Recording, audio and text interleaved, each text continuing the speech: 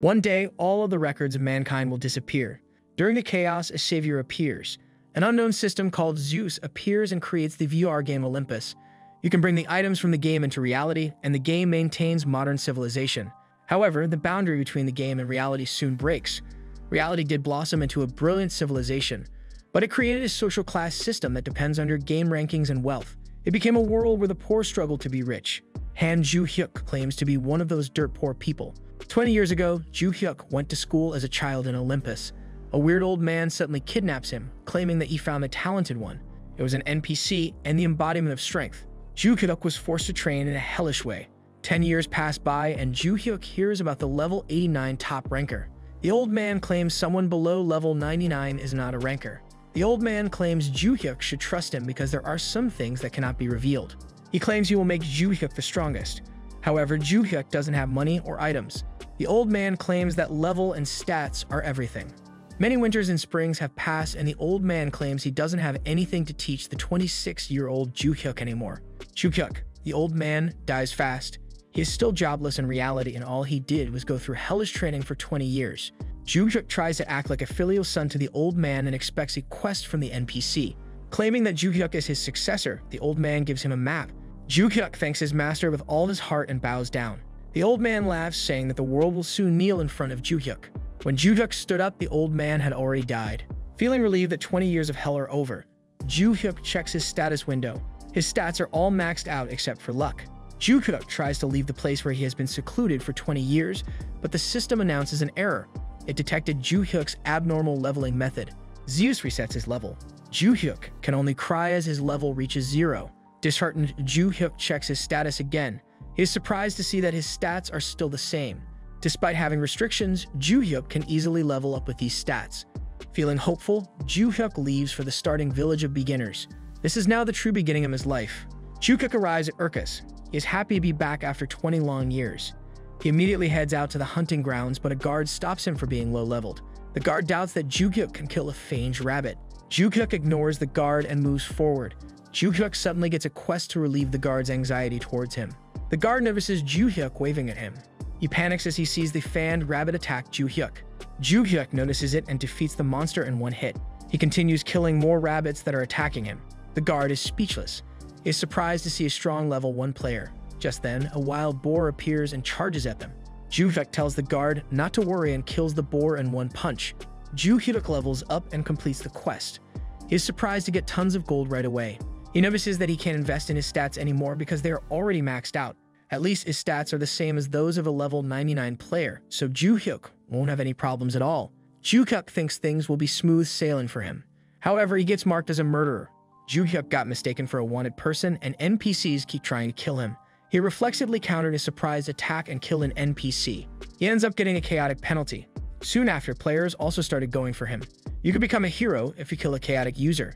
Ju-hyuk gets cornered and he doesn't have a choice but to fight back in order to live. At least he gets to level up thanks to them. Weeks later, Ju-hyuk fully accepted his situation and planned to hide for a year. He stops pursuing his goal of becoming a hero and lives as a bad guy instead. He wonders if this scenario was created by Zeus for him. Just when he had a lot of questions in mind, Ju-hyuk meets a group of people bowing to him. They call him the successor of the absolute ruler. Ju-hyuk gets an SS rank quest. In the long history of Olympus, only 3 SSS ranked quests have been recorded. It is a scenario at the national level. Ju-hyuk realizes that he has gotten himself caught in a bigger story than Zeus had prepared for him. Ju-hyuk gets to read a long story related to the quest. He finds out that his master is actually a descendant of Shaltera, a person feared by heroes. He also discovers that there is a huge penalty if he doesn't get recognized as the absolute ruler. He gets the benefit of commanding the Sky Devil Elders. He asks the people in front of him if they are the elders. Taking the mantle of his master, he asks them to lead the way. Ju-hyuk soon finds out that the experience gained by elders will be transferred to him. He then tells Luxo, the first elder, that he currently has restrictions and can't use the skills learned from the master. The elders knew about it, but Ju-hyuk promised to lead them all the way. He got more loyalty than expected. Back to reality, Sia, Ju-hyuk's sister, tells him about the recent serial killer, Gitrak. Ju-hyuk hopes she's not talking about him. Sia describes Gitrak with dual-wield pistols and around level 40. Ju-hyuk is shocked that the guild will only give her a small share when they catch Gitrak. Sia wonders why Ju-hyuk has looked tired lately. It is because of his negative luck. Ju-hyuk logs back into Olympus. Gitrak suddenly appears, mad that Ju-hyuk is impersonating him. Ju-hyuk is worried about the gap in equipment, but he won't fight alone. He calls Lukso and orders him to kill Getrak. Getrak confidently pulls up his pistols. Lukso disappears from his sight, and his point of view starts to shift sideways. Getrak gets easily beheaded in one strike. Ju-hyuk is surprised as he didn't see anything at all. Lukso presents Getrak's head, and Ju-hyuk gets a level up and a head worth 100 million gold. Ju-hyuk tries to abuse the system and orders the elders to wipe out everything in the place for him. He plans to continue acting as the monarch. Ju-hyuk continues leveling up while the elders gain experience for him. He plans to start a business with his current setup and scenario. He then wonders what to do with Getrak's head. He searches for places to sell items and discovers that it is better to do it in-game. Sia barges into his room. Ju-hyuk wonders what Sia will do if he hands him Getrak's head. Sia takes it as a joke. Ju-hyuk seriously asks her to do a 50-50 split in profits. Sia tells her to stop joking because Getrak is high-leveled. Ju-hyuk reminds her that he is level 99, but Sia doesn't believe him. He then tells her to meet up with him in-game in the Lapina Mountains. Sia wonders why they met there, and Ju-hyuk confesses that he is chaotic. Sia later goes to the Lapina Mountains, where strong monsters are supposed to dwell. However, she hasn't encountered anything at all. Ju-hyuk did mention that he would clear the monsters for her. Ju-hyuk surprises Sia, who screams at his ears point blank. She gets shocked when she sees her brother's chaotic energy. He then hands Getrak's head over. Sia suddenly becomes docile, thinking about the reward. Ju-hyuk tells her to hurry and get the reward. Sia did receive the reward after the head's confirmation. Sia remembers how Ju-hyuk worked hard for the past few years. She later gives 99 million to Ju-hyuk, while she only got 1 million as pocket money. She immediately leaves in a hurry. The SSS-ranked quest hasn't started yet, but Ju-hyuk is already rich. He plans to invest in something. That night, he asks Sia to buy items for him. Sia went over time and got the items for her brother. The items can help Ju-hyuk gain experience. Sia asks for expensive warp points, and Ju-hyuk despairs over losing his money. He then brings the elders with him to the Zeph Mountains. Another player sees him and discovers that Ju-hyuk is max chaotic. Seeing that Ju-hyuk looks like a beginner, the party of players prepares for battle. Ju-hyuk notices that he is being restricted, but it doesn't affect him. The players try to surprise him, and Ju-hyuk warns them. The leader's attack bounces off, and another player follows. Ju-hyuk can only feel tickles. He then starts to fight back with bare hands and kills the party's leader. He also easily kills the tank in one punch. The others receive messages from those who just died to run away. They try to run away, but Ju-hyuk quickly catches them. Another misunderstanding arises, and Ju-hyuk gets mistaken for Bufendel, the player hunter. Ju-hyuk finishes everything as he levels up and the elder's loyalty increases. He suddenly gains the charismatic trait. Lukso suddenly appears and asks Ju-hyuk to follow him. They've been traveling for a week already, and Ju-hyuk is already tired of walking. They arrive at a rundown village that is supposed to be a Sky Devil hideout. Ju-hyuk knows that his master caused them trouble. He is given a quest to rebuild the village. The elder appears and tells Ju-hyuk that they have been waiting for him all this time. The village's surroundings don't have monsters to hunt, and people are starving. Feeling bad for the state of the village, he announces to everyone outside that he will help them. Ju-hyuk just wants their loyalty though. He then heads out with Lukso to hunt monsters. A week has passed, and Lukso feels proud that Ju-hyuk has prepared things already. Days ago, Ju-hyuk asked Sia to buy magic pockets and massive servings of porridge for him. Sia complies, and Ju-hyuk gives her a blue stone to sell. He also asks her to buy a warping stone so his travels will be quicker. Everything is perfect except that the stones are deadly expensive. Meanwhile, Erda, the 12th elder, is full of doubts about Ju-hyuk. He will follow Lukso, but the other elders might not think the same. Just then, Ju-hyuk and Lukso come back. Ju-hyuk appears with tons of food. Everyone cheers as their loyalty toward Ju-hyuk increases. Ju-hyuk leaves the provisioning to Lukso and another elder. Ju-hyuk later gets approached by Erda, who apologizes for his lack of faith. Ju-hyuk gets his recognition, and he thinks up something with a menacing smile. Ju-hyuk tells Erda that he is thankful for his faith and will repay Erda's faith someday. Erda now fully recognizes him, and Ju-hyuk is really suited to his chaotic role. Erda's stealth skills will be useful for Ju-hyuk. Ju-hyuk and Erda encounter a giant bear in the Lepnia Mountains. Ju-hyuk takes action by himself and kills the bear with one punch. Ju-hyuk is not sure if the bear is weak or if he is just strong. The two continue their travel and reach the Amantium Dungeon. The dungeon is meant for beginners and is swarming with academy students and instructors. Ju-hyuk wonders how strong the instructors are. He heads in and tells Erda to use his stealth. Students casually walk in the dungeon until they notice Ju-hyuk's chaotic presence. They panic and call over an instructor. Ju-hyuk later finds out that his bad luck affects the drop rates. An instructor confronts Ju-hyuk. Seeing that Ju-hyuk is low-leveled, the instructor finds this as a chance to become a hero. He tries to mock Ju-hyuk. but Ju-hyuk tells him to go on with their class. The two continue to banter while the safe zone is being removed. The safe zone gets lifted and the instructor charges toward Ju-hyuk. However, Ju-hyuk casually receives the attack. The instructor asks for backing up. Ju-hyuk warns him again and casually throws a powerful punch. The instructor dies and Ju-hyuk threatens the students. Ju-hyuk casually leaves and arrives at the center of the dungeon. He charges through the skeletons and breaks the defense fortress with one punch. Shouldn't we call him the one-punch man at this rate? He leaves to clear the dungeon further. More instructors arrive and are shocked to see the defense fortress destroyed. The system announces that the dungeon has been cleared, surprising the instructors. A while ago, Ju-hyuk casually received the skeleton's attacks while staring at the dungeon core. He hopes the shield is strong enough to receive a lot of blows, but it shatters with only one punch. He remembers instructors standing behind him as Ju-hyuk destroys the dungeon with a punch again. With his step-up points, he finally reaches level 20. He notices that the instructors are at the entrance, and he meets them. An instructor warns him and asks him not to kill the students. Ju-hyuk claims that he doesn't want to fight from the start. The instructors watch him leave. The lead instructor is glad that no fight has ensued. He is sure that Ju-hyuk is an agent of chaos and might be Rupendel himself.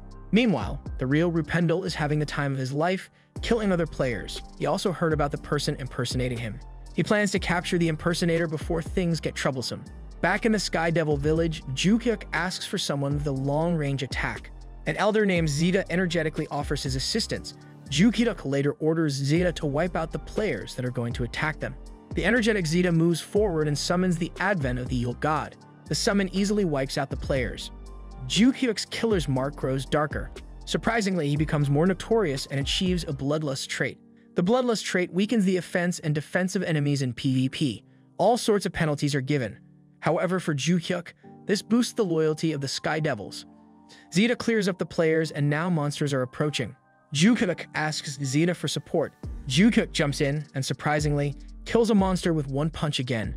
The two continue killing the monsters while a party of players watches them. Zeta lets out a special attack, and Ju-hyuk finds it overbearing. As they gather bluestones, boss monsters spawn in the area. The Black Cow King appears. Ju-hyuk asks Zeta to take care of the little fries while he deals with the boss. Zeta points out that more trouble is coming and that players are starting to appear. The two ran off to avoid trouble today. Back to reality, Ju-hyuk can't find any info about the Black Cow King. His negative luck might have played a part in its appearance. As he scrolls through the forum, he finds weird happenings lately inside the game and realizes he might be at fault. He also finds out the Black Cow King got killed and dropped bundles of bluestones. He gets stressed ignoring such treasure. He's only got a few million left. He plans to level up faster to gain more money. Meanwhile, Director Yu Kaiyan receives a report about the Black Cow King. He gives out orders to hunt Ju-hyuk, who has been messing with their members. 3 weeks later, Ju-hyuk, reaches level 29. Luxo worries that Ju-hyuk is overworking lately. Ju-hyuk shows his overbearing charisma and claims that he needs to get stronger to make everyone kneel in front of the Sky Devils. Luxo is deeply moved. However, Ju-hyuk is only working hard to get an apartment and a car. Just then, he gets a message from Sia, who informs him that there is a world quest involving the 7 constellations. The quest asks the 7 constellations to gather to defeat the absolute evil.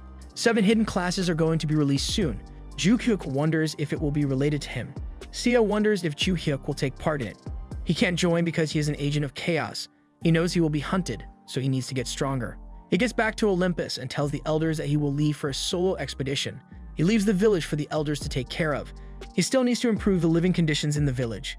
He needs to level up faster to be able to use the Paction Inner Key skill and follow his master's marked map. For now, he relieves his stress by killing monsters. He gains a skill called Weirdly Strong Fist. Checking on the description, he celebrates that he won't end a fight with one punch now. Just then, Rupendel appears and blames Ju-hyuk for the troubles our protagonist has caused him. However, Ju-hyuk doesn't know him and calls him funny. Rupendel snaps at Ju-hyuk and gets mad for being impersonated. Rupendel keeps complaining while Ju-hyuk is dumbfounded. Ju-hyuk asks for a match, and Rupendel angrily attacks him. Ju-hyuk is disappointed that the infamous Death Nail only decreases his HP by 3%. To have fun, Ju-hyuk activates his newly gained skill. He blinks and punches Rupendel, but the punch only broke Rupendel's defensive barrier. Assuming that Ju-hyuk's skill is on cooldown, Rupendel attacks him. Just then, Ju-hyuk buries his fist in Rupendel's face. All of Rupendel's barriers get broken easily. Rupendel gets pissed off and activates his sure-killing skill, Heart Attack. Ju-hyuk gets excited and turns off his skills. Rupendel sees that Ju-hyuk doesn't have his skill anymore and attacks him. The two clash with their attacks. Rupendel can't believe Ju-hyuk didn't die. Joo-hyuk looks disappointedly at Rupendle's corpse. He comments on how weak Rupendle is despite being highly leveled. Both find it weird that Rupendle didn't drop any items. Joo-hyuk discovers that he broke everything. He ignores it and leaves. Rupendle swears to make Joo-hyuk pay for this humiliation. Just then, Rupendle's soul gets restricted. A person appears and laughs at how he comes across a high-quality corpse. Rupendle becomes enslaved and restricted by the strange person. Rupendle thinks the person is a necromancer, hidden class. Rupendle then suggests getting Joo-hyuk too with his help. Back to reality, Joo-hyuk and Sia celebrate at McDonald's with Sia's favorite burgers. Sia wonders if there is a catch and Joo-hyuk suddenly gets serious. He states that he is having a hard time getting drops. So he asks Sia to create a startup with him. Sia calls him crazy. She worries about the stagnating market and her upcoming promotion in the union. She tries to hear out her brother first. Meanwhile, Yoo-hyuk hears that Joo-hyuk won't harm them as long as they don't bother him. They also record a fight between Joo-hyuk and Rupendle. They assume that Joo-hyuk has a martial arts-related hidden class. Yoo-hyuk also reports that they receive a rare quest to capture someone called Ramtadian. They wonder if Ramtadian and Joo-hyuk are the same person. Yoo-hyuk asks the leader for 30 men to participate in hunting the Chaos Aligned agent. The leader also agrees to the huge amount of funding. The bounty is huge and they can get a huge share. The leader doesn't care who dies as long as he gets the money. Joo-hyuk and Sia meet in-game. Sia brought spell books and worries that his brother will reset his character. However, for Joo-hyuk, he can learn them because he is still jobless. He doesn't want to stay as the Korean Saitama. Sia freaks out knowing her brother is jobless, and she even quits her job to join him. Joo-hyuk thanks her because they are making history. Joo-hyuk tests his healing spell on Sia, and her little sister can't believe how effective it is. Joo-hyuk gives Sia buffs and tells her to fight the giant bear, which usually needs a full party to kill it. Sia kills it in a few minutes and she finds it insane. They also buy bluestone that they can sell for full price because they are unaffiliated. They then move out to gain levels. In the dark wilderness, Joo-hyuk casually aggroes a horde of monsters like Sia, who is casting a spell. Sia lets out the massive spell, which kills the monster horde. More bluestones drop and Sia can feel the money coming in. However, players are still attacking Joo-hyuk. Joo-hyuk can only fight back and must not attack first. A raid team arrives and they challenge them to a PvP. Joo-hyuk laughs at them for bringing a lot of people to kill one person. The director orders the others to start attacking. Joo-hyuk sighs as he is restrained. Joo-hyuk easily gets out and casts Fireball. Seeing a common magic, the raid team confidently put up a defense. They even stack all sorts of barrier combos. The simple Fireball hits them and they all explode. The director can't believe that his men got wiped out so easily. He trembles at seeing a common spell obliterate them. The siblings are also surprised at how powerful the Fireball is.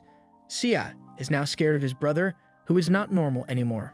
Joo-hyuk still waits for the cooldown to end. The director asks for more tanks that can withstand magic. He thinks Joo-hyuk is still restrained because he is just standing in one place. The director then orders archers to attack Joo-hyuk. Joo-hyuk just smiles as more arrows are fired toward him. Just when the director thought that they won, Joo-hyuk jumps on them. He uses a fireball at point-blank range and starts beating them up while reminding them not to bother him. Everyone gets flustered until the union leader arrives. A lot of reinforcements arrive just to capture Joo-hyuk. Meanwhile, Joo-hyuk finds them weaker than Rupendle. Sia worries as the fight ensues. Joo-hyuk tells her to attack him too so she won't be suspected as his accomplice. Sia casts her powerful lightning magic and Joo-hyuk is proud of his sister as he receives the attack. Sia hears a system notification about his special job change quest. Just then, Joo-hyuk's killer grade increases and he gains a new killer title. The new title lets him gain a lot of stats during PvP and player killing. As his sins deepen, the Sky Devil's loyalty also increases. Everyone is confused about whether Joo-hyuk is a fighter or mage. He claims he didn't change classes and everyone finds it ridiculous. The leader thinks he is a hidden class with certain weaknesses. He and the director charge at Joo-hyuk, but Joo-hyuk easily murders them. Sia tells Joo-hyuk that she might have a special job change. The siblings enter a dungeon and Sia starts attacking Joo-hyuk. Joo-hyuk can feel the attack like a prick. Sia continues firing off more magic spells. Sia gets more notification for attacking a sin-bearing target. She gets tired after an hour, and she finds out about her brother's title. Joo-hyuk confirms and notices monsters. He starts killing them off and Sia can see records of Joo-hyuk's movements and actions. Sia tells him to go further, and as soon as the system notifies her that the killer of thousands ran away, Sia gains a new job. The scenario gets updated and Sia becomes the 7th constellation. Meanwhile, the Union conducts an offline meeting. The leader is plotting something again. He needs to work with the directors to kill Joo-hyuk. He logs in and goes to a tavern. He asks the bartender for someone to assassinate. He pours a lot of money into hiring Salmak. one of the top assassination groups. He leaves the safe zone and gets beheaded. As a soul, he discovers that it was the Abyss troop that killed him. The assassin announces that this is the start of the leader's indefinite life sentence. A man who expected the leader to be dead moves out. He did expect the absolute being to come, and now is the time for him to see if Ju-hyuk is worthy. The head of the Salmak group is the second elder Yorhan. Ju-hyuk, on the other hand, is surprised by Sia's experience gains after she changed jobs as a pure white magician. Sia thanks her brother for getting her a hidden class.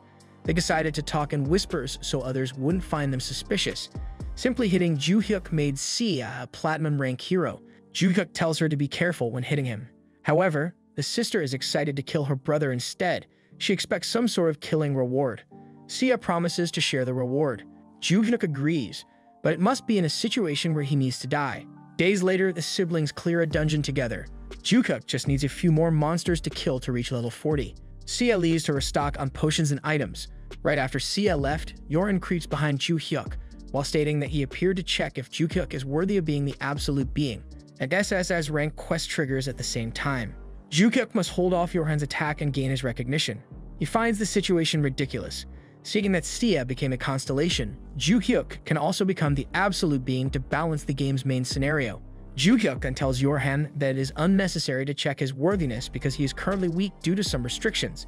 He tells Yorhan not to be impatient or he will regret it later. Yorhan is speechless.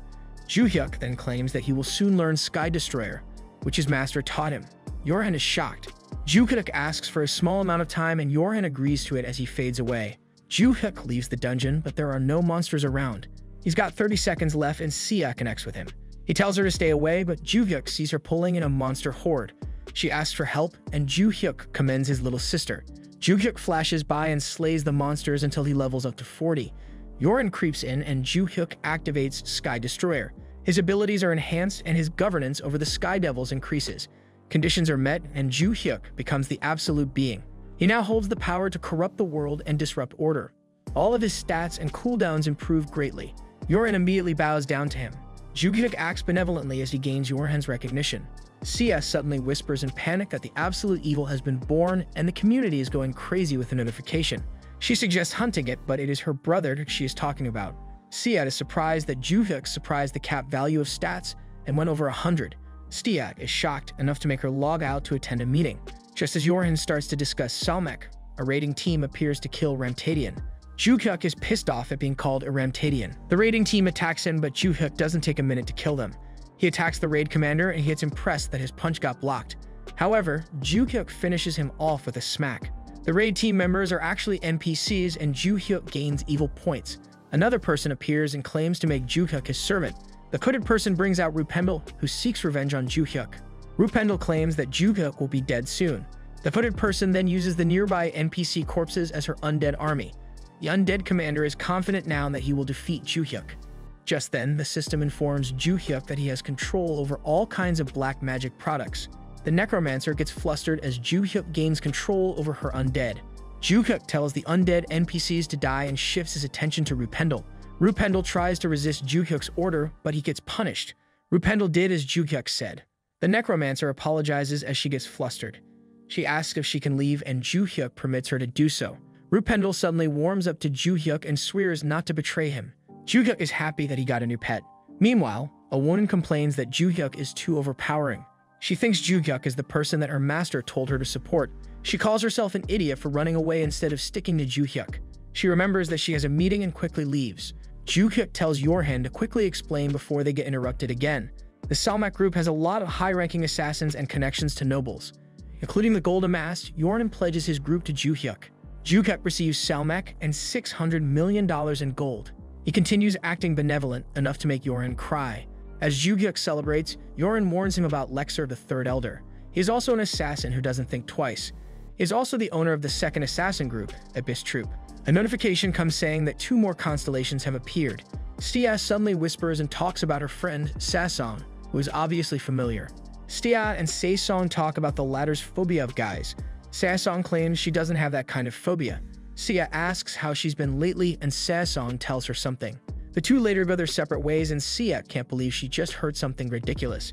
She needs to contact her brother. After the whisper, Sia ran back home. She heard from Sasong that the absolute evil will fight the 7 constellations alone. However, there are classes that need to support the absolute evil, including Saesong, who is an absolute necromancer. Ju-hyuk wonders why she told him. Sia states that she knows that he is the absolute evil. Ju-hyuk tries to play dumb, but Sia starts firing off facts about her brother lately. She also realized that it was him after she became a constellation.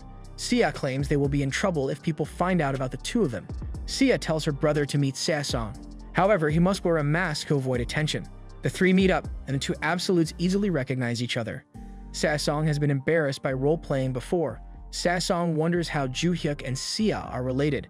They confess their roles and relationships, leaving Saesong dumbfounded. She gets mad at Sia for keeping it a secret. She is only focused on dressing up in front of her favorite sister's brother. She tries to act cutely, but Ju-hyuk is into older women. Ju-hyuk then reminds Saesong about something, and the girl presents her master's will. It is a map, and Ju-hyuk realizes something. It is the same as the map Ju-hyuk's master gave him. It also contains the mark of the sky's destruction. He can't believe that he has supporters. Their classes are meant to help the absolute evil. Ju-hyuk is happy to get a lackey. Ju-hyuk claims Saesong to his side. He then tells her to level up a bit. Days later, the group hunts monsters. A familiar undead levels up and now serves as Ju-hyuk's loot collector. The Great Rupendel is now a mere item collector. Ju-hyuk finds Saesong clumsy, but she has the ability to cover for it. She lets her undead go hunting for her. The undead are the best army Ju-hyuk can ask for. Saesong just needs to reach level 20 to learn Sky Destruction. He knows his master's quest is impossible to complete alone. He is lucky that Sia found Saesong. Ju-hyuk gets surprised as a cute level 20 Saesong hugs him. Ju-hyuk tells them their next destination, and they split into two groups. Meanwhile, the Union notices Chaos players approaching. Ibe, the Warp Gate Overseer, confronts Ju-hyuk and Rupendel. Ibe recognizes Rupendel and claims that he picked up a pet. Ibe sees Ju-hyuk's level and mocks him. Rupendel gets flustered. Ibe then tells them that the regular fare rate doesn't apply to Chaos players and asks for 30 million. While Rupendel is complaining, Ibe whispers to Ju-hyuk and offers to help him. Ju-hyuk smirks and acts like he is being treated as a slave by Rupendel. Sia and Saesong arrive the Kargonis Mountains first. Saesong panics because she can't understand the map. Ibe is a team leader in the Union. He only got to work on the Warp Portal Management team because of his aunt. Ibe looks down on Ju-hyuk, who is acting poorly. Ju-hyuk whispers to Rupendel that Ibe is planning to backstab them. The two start acting and pay the fare. They arrive at the Kargonis Mountains and leave the safe zone. Someone whispers to Ju-hyuk to attack, and the two start acting again. Ju-hyuk sets the damage of his punch to 0, and Rupendel is glad that there was no damage at all. Seeing Rupendel getting busy, Union members were surprised and attacked him. Ibe appears and attacks Ju-hyuk, thinking that he can loot him. However, the attack didn't scratch Ju-hyuk a bit.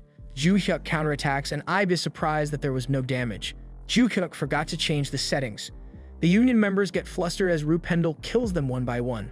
He thanks Ju-hyuk for the buffs and discovers Ibe is still alive. Ju-hyuk can't kill him because there will be no drops. Ibe gets flustered and offers to give back the money he extorted from them. Ju-hyuk orders Rupendel to rip off as much as he can from Ibe. Rupendel does his best to be menacing, and Ibe offers 130 million. They got the money and Ibe quickly leaves. However, Ju-hyuk wants justice and Rupendel goes for Ibe. Rupendel instantly kills Ibe and now fully respects Ju-hyuk. An item drops and Ibe offers 1 billion for it. Rupendel refuses and gives the bag to Ju-hyuk. They check what is inside and get surprised. Ju-hyuk can't believe Ibe is in possession of it. Anyway, they got a bunch of unique items and millions of gold. Ju-hyuk gives Rupendel his bonus and leaves. Ju-hyuk finally meets up with Sia and Saesong. Saesong heard that there is a strong monster nearby that has killed numerous famous NPCs already. A party of level 50 players also wiped out. After 3 days, the girls are leveling up steadily while Ju-hyuk is giving them buffs. Meanwhile, Saesong's undead army keeps increasing in size. Based on the map, they finally arrive at their destination. Just then, a monstrous bird attacks them. It grabs and lifts Ju-hyuk. Ju-hyuk gets offended and punches the bird. The bird tries to get away, but Ju-hyuk gets a hold of it. Ju-hyuk beats down while the girls watch him. He uses a tamer's ring he got from Ibe's drops. He succeeds in taming Carria.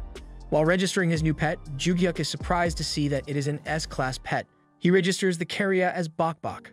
Thanks to Bok Bok, they can now travel by flying. While looking for an entrance marked on the map, Ju-hyuk orders Bok Bok to fly at full speed to the location he points at. Using the speed, Ju-hyuk punches a part of the mountain, but the system tells them that the requirements have not yet been met. They need 200 living monsters as sacrifices in under 5 minutes. Ju-hyuk gets anxious that the entrance will be sealed. Just then, he realizes something. He asks the girls if Se-song's undead army is over 200 strong. However, Se-song feels bad about sacrificing her kids. Ju-hyuk tells her not to sympathize with them, and Sia just witnessed the first time she saw Se-song pout. Ju-hyuk reminds her that this is their first step toward being above others. Se-song hesitates. Ju-hyuk knows there is a side effect of her job class, and he reminds her once again about their goal. Se-song complies, and she sacrifices her 200 undead. She screams in pain as a side effect, and Ju-hyuk does his best to heal her. The system recognizes Se-song's decision and grants her a stat increase and rewards. The group later gets inside the underground cave, and they discover it is the inheritance of Kelt. Kelt is Ju-hyuk's master. The system checks for requirements. The absolute evil must defeat the 7 constellations or get strong helpers. The 3 helpers must give their consent or Ju-hyuk's account will be deleted. Ju-hyuk just realized that the 20 years of training are meant for this, and he can't escape it. Sia, Se-song, and the pet give their consent. The trial gate opens, and the group enters with confirmation. Meanwhile, Ivy, or Byung-gun in real life, it's a warning from his higher-ups. He just found out that Ju-hyuk was a Ramtadian. Ivy has already posted a subjugation quest to hunt down Ju-hyuk. Just then, someone calls him and claims to have become a constellation. Kang Moo-seok swears to avenge Ivy. Ju-hyuk enters the trials and notices that he is alone. He immediately faces a giant crow and defeats it in an instant. Remembers fighting it as a child. Kelt really plans to make Ju-hyuk the ultimate embodiment of evil. He levels up and reaches level 50. Meanwhile, Sia levels up and her magic spells rank also increases. Marina also leveled up and got more undead for her army. She feels happy seeing her undead evolve. Bok Bok, on the other hand, enjoys feasting on the bluestone drops. All of them clear the gate trials at the same time to meet up again. They all gain 10 levels. The system announces the start of the main gate trials. Ju-hyuk tries to warn them to be careful, but Kelt's voice interrupts him. Kelt congratulates him for being the absolute evil. They get surprised by Kelt's hologram. He keeps rambling about his teachings. He then asks Ju-hyuk to lead the Sky Devils to prosperity. The main quest suddenly is updated. The scale gets higher, and Ju-hyuk needs to create the world of the Sky Devil.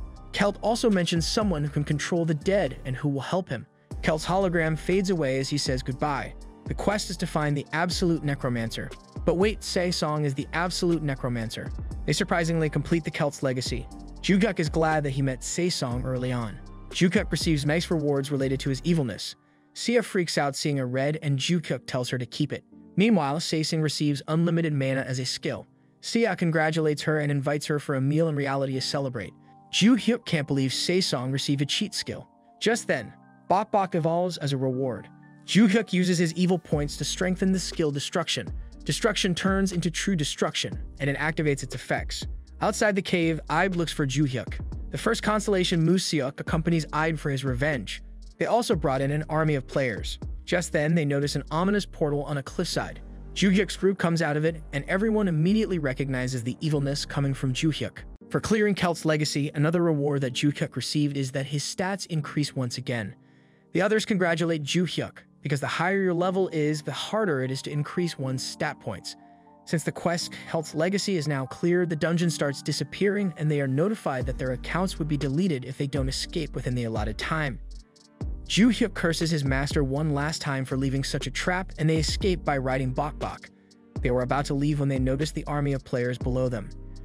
Ju-hyuk realized that they must still think that he's Ramtadian and is there to hunt him down. One of the players suddenly blasts off into the sky in a sea of fire to confront Ju-hyuk. Ju-hyuk and his friends are contemplating whether they should just run away when the flying player abruptly calls out to them. It was the first constellation, Kang Moo-seok.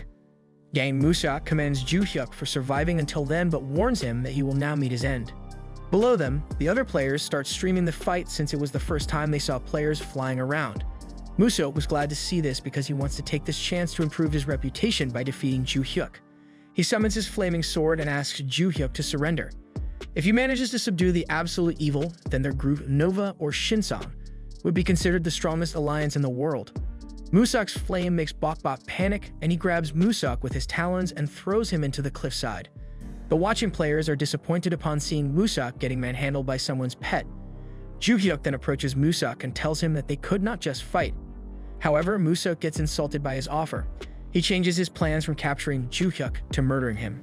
Moo-seok releases his full strength and activates his flare armor, wrapping him in flames. The girls ask Ju-hyuk if he needs help, but Ju-hyuk tells them to remain hidden in their cloaks. They could be tracked if people saw their behavior patterns, manner of speech, and other small habits. This would be especially dangerous for C, who's now the 7th constellation. Meanwhile, Ju-hyuk faces Musuk, completely unafraid despite facing an alliance director. He wonders if he should murder Musuk even though this would make the Nova Alliance his enemy. However, he decides to murder him because he would confront them in the future anyway. After all, he is the absolute evil. He meets Musuk's flaming attack with his fists and blasts through it, punching Musuk. The damage destroys Musuk's flare armor, and his other equipment quickly activates to heal him. Ju-hyuk compliments Musuk's defense, but he wants to see more of his skills. Thus, he decides to taunt him some more. Ju-hyuk asks Musuk if he's just a rich boy splurging on his alliance to get support items. The taunting works and Musuk activates one of his strongest skills, Rampaging Flame. The sky is suddenly brimming with fire and even Ju-hyuk can feel the scorching heat from a distance. Ju-hyuk then jumps off Bok and charges straight to the rampaging flames. The players below are confused by the fight happening above them, but Ju-hyuk continues to charge through the fire and right into its center, where Musuk is located. Thus, the fight ends with their collision creating a huge explosion in the sky. A few minutes later in the real world, Musuk calls over to his assistant inside his office.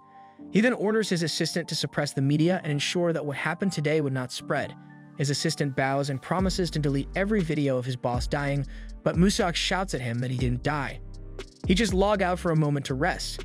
He berates his assistant for treating him like a dead man. After letting off some steam, Musuk reminds his assistant that the world is running thanks to high-ranking users like them. Therefore, it must make sure that bastards who come crawling up wouldn't show up again.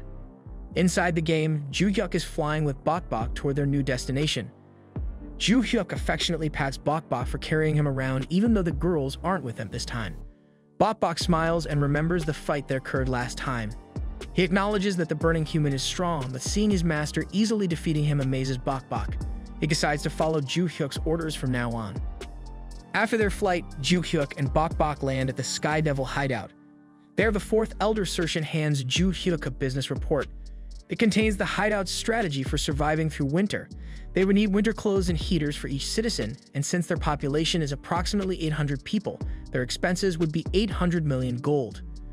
Ju-hyuk gets depressed at the large expense, but he decides that he would just consider it as an investment. After all, he still has the 4 billion gold he got from Yoren. He smiles and tells Sershin to use how much money he needs. Inside, though, Ju-hyuk is crying. Sershin brightens upon seeing his master's benevolence, and he asks if they can buy more expensive but better items. This would increase their expenses to 1.4 billion gold. Since Ju-hyuk already gave Sershin his blessing, he had no choice but to approve the higher expense. He managed to increase the citizens' loyalty thanks to his generosity. Later that night, Yoren sends a request to another elder, the 3rd elder, Rexar, for a secret meeting.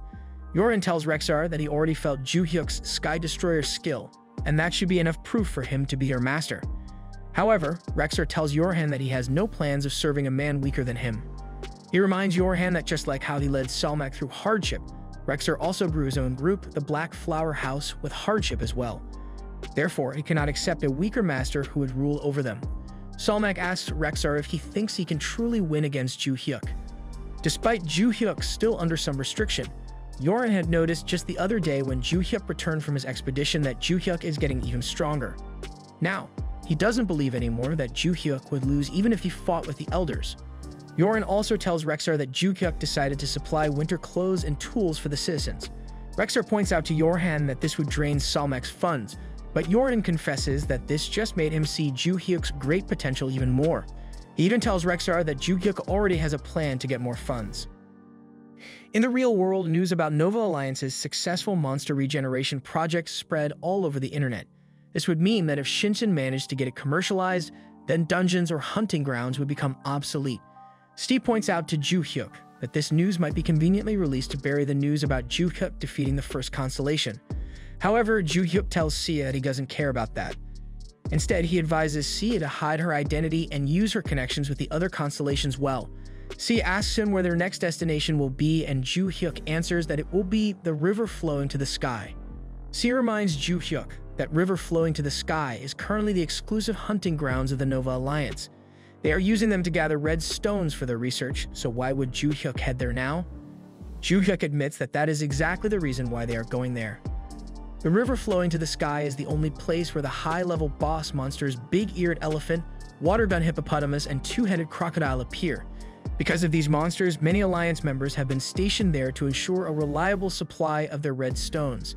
As such, he decides to take along the 6th Elder Zeta, who specializes in AoE damage, to accompany him. Ju-hyuk also decided that he won't be boasting to the world about him being the absolute evil, but he won't necessarily be hiding it either. At the warp crystal going to the river flowing to the sky, Ju-hyuk instructs Zeta to go invisible and follow him while he meets up with the other players. Sia, Sejong, and Ruvendel excitedly greet him. Ruvendel informs him that his undead status would go away soon, but he still wants to serve Ju-hyuk. Ju-hyuk wonders if he should accept Ruvendel's offer when he wants freedom just a few days before, but he decides to acknowledge Ruvendel's enthusiasm. Ruvendel then asks the girls to make him undead once again. With a quick lightning bolt from Sia, Ruvendel dies and Sejong revives him into an undead while shackling him this time to Ju-hyuk. Ruvendel is ecstatic upon learning that his status is now much higher than before. Thanks to Kelt's legacy, both Sejong and Ju-hyuk's skills leveled up, resulting in Ruvendel now being much stronger than his previous self. Ju-hyuk then tells them the plan for their excursion to the river flowing to the sky. They will split into 2 groups, the girls and the boys. Then the boys will warp through first, followed by Marion. Sia, being the 7th constellation, needs to be more careful, so she will only come over when Ju-hyuk ensures that the other side is safe. It was a normal day for the guards in the Nova Alliance's warp gate when they suddenly detected a full Chaos character approaching. They panic when they recognize this newcomer as Rantadian and quickly inform their HQ. However, to their surprise, HQ orders them to amicably let Ju-hyuk pass. Ju-hyuk wonders why they are letting them pass, but he, Ruvendel, and Bok nonchalantly walk past the guards and enter the warp. It was quiet on the other side of the warp gate, so they decided to wait for the others to catch up. But suddenly, a huge barrage of magic spells came hurtling down at them. Thankfully, Ju-hyuk smiled since he predicted the obvious ambush from the very beginning. Ruvendel casts protection spells to block the magic barrage while Ju-hyuk buffs him. Ruvendel remarks that the area might be too big for him to block all attacks, but Ju-hyuk assures him he can use protection magic too. Behind them, the warp gate activates again as Sejong passes through the portal. She has no idea that a magic barrage is currently ongoing. She's right on target. The battlefield is filled with debris and smoke as the Nova Alliance stops their attack. The leader of the attack, Nova Director Flaming Noodle Soup, is confident that no one could have survived that onslaught. But suddenly, a bird flew out of the smoke and into the sky. It was Bok with Ju-hyuk, Ruvendel, and Sejong on his back.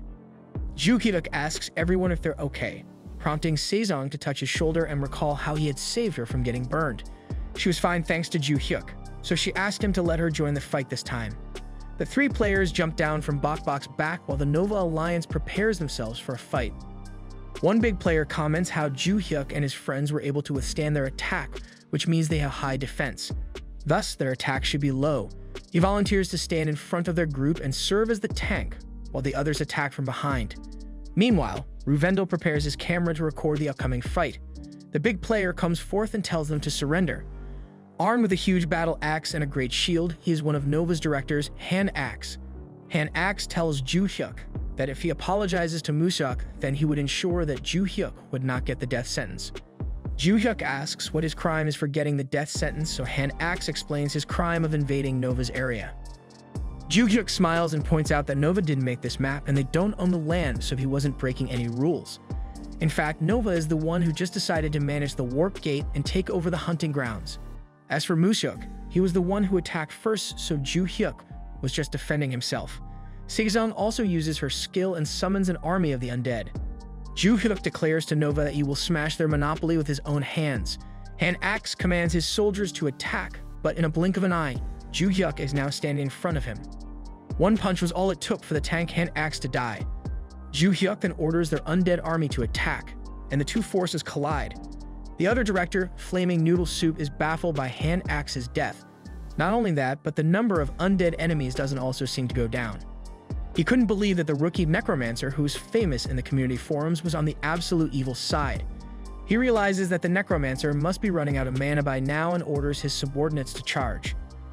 Ju-hyuk instructs Sejong to pull back along with her undead as he faces off with the charging players. He then activates his skill, 100 slashes, and slices at the enemy. Director Flaming Noodle Soup orders his tanks to block the attack, but surprisingly, Ju-hyuk's slice goes through all of them, destroying everyone in one hit. Ju-hyuk earns more evil points for murdering a heroic ranked player. A notification window appears before Ju Hyuk, informing him that he can spend the absolute evil points to remove the unfair elements in his body for a short time. In the real world, the directors of Nova are having a meeting. They cannot forgive Ju Hyuk for wreaking havoc at their monopolized hunting grounds. To add insult to injury, videos of it are also being uploaded on the web, further disgracing their organization's name. Thus, they decide to send the Semi-Alliance head to join in the fight. Back at River Flowing to the Sky, Sejong casts her undead spell on the corpses littering the battlefield. The defeated Flaming Noodle Soup slowly rises again and can feel the command for him to eliminate his allies. Flaming Noodle Soup screams in pain as he tries to resist the command. Ju Hyuk then releases him from his misery and murders him, allowing him to take the red stones Flaming Noodle Soup dropped from dying. Ju Hyuk is curious about what unfair elements the notification window earlier is talking about, so he uses his evil points to temporarily get rid of them. This turns out to be his negative luck, and for the next 3 hours, his luck would finally be positive. A few moments later, Nova's reinforcements arrive. It was the trio of Nova's Semi-Alliance heads, the Three Swords of Nova. Ruvendell explains to Ju Hyuk who the 3 men are. First, there is Kurtel, the bare-chested close-range martial artist who made his name as a Max Chaotic. Next is Assassin, who is known to have a hidden class associated with the blade. And lastly, the armored player named Rufin, who specializes in defense. Kurtel speaks up and tells Ju Hyuk that if he surrenders quietly, then they won't exterminate him. But since they cannot just stay still, they will attack. Kurtel then walks toward Ju Hyuk and suddenly charges with his skill Lion Fist. However, Ju Hyuk was unfazed and managed to catch Kurtel's fist. He then responds with his own punch, blasting Kurtel back. Everyone was stunned at the sudden development, and Rufin realizes that Ju Hyuk might be stronger than what their intel said. Meanwhile, Ju Hyuk acknowledges Kurtel's strength since he was the first person to survive getting hit by him. He instructs Ruvendell to step back and record the whole thing.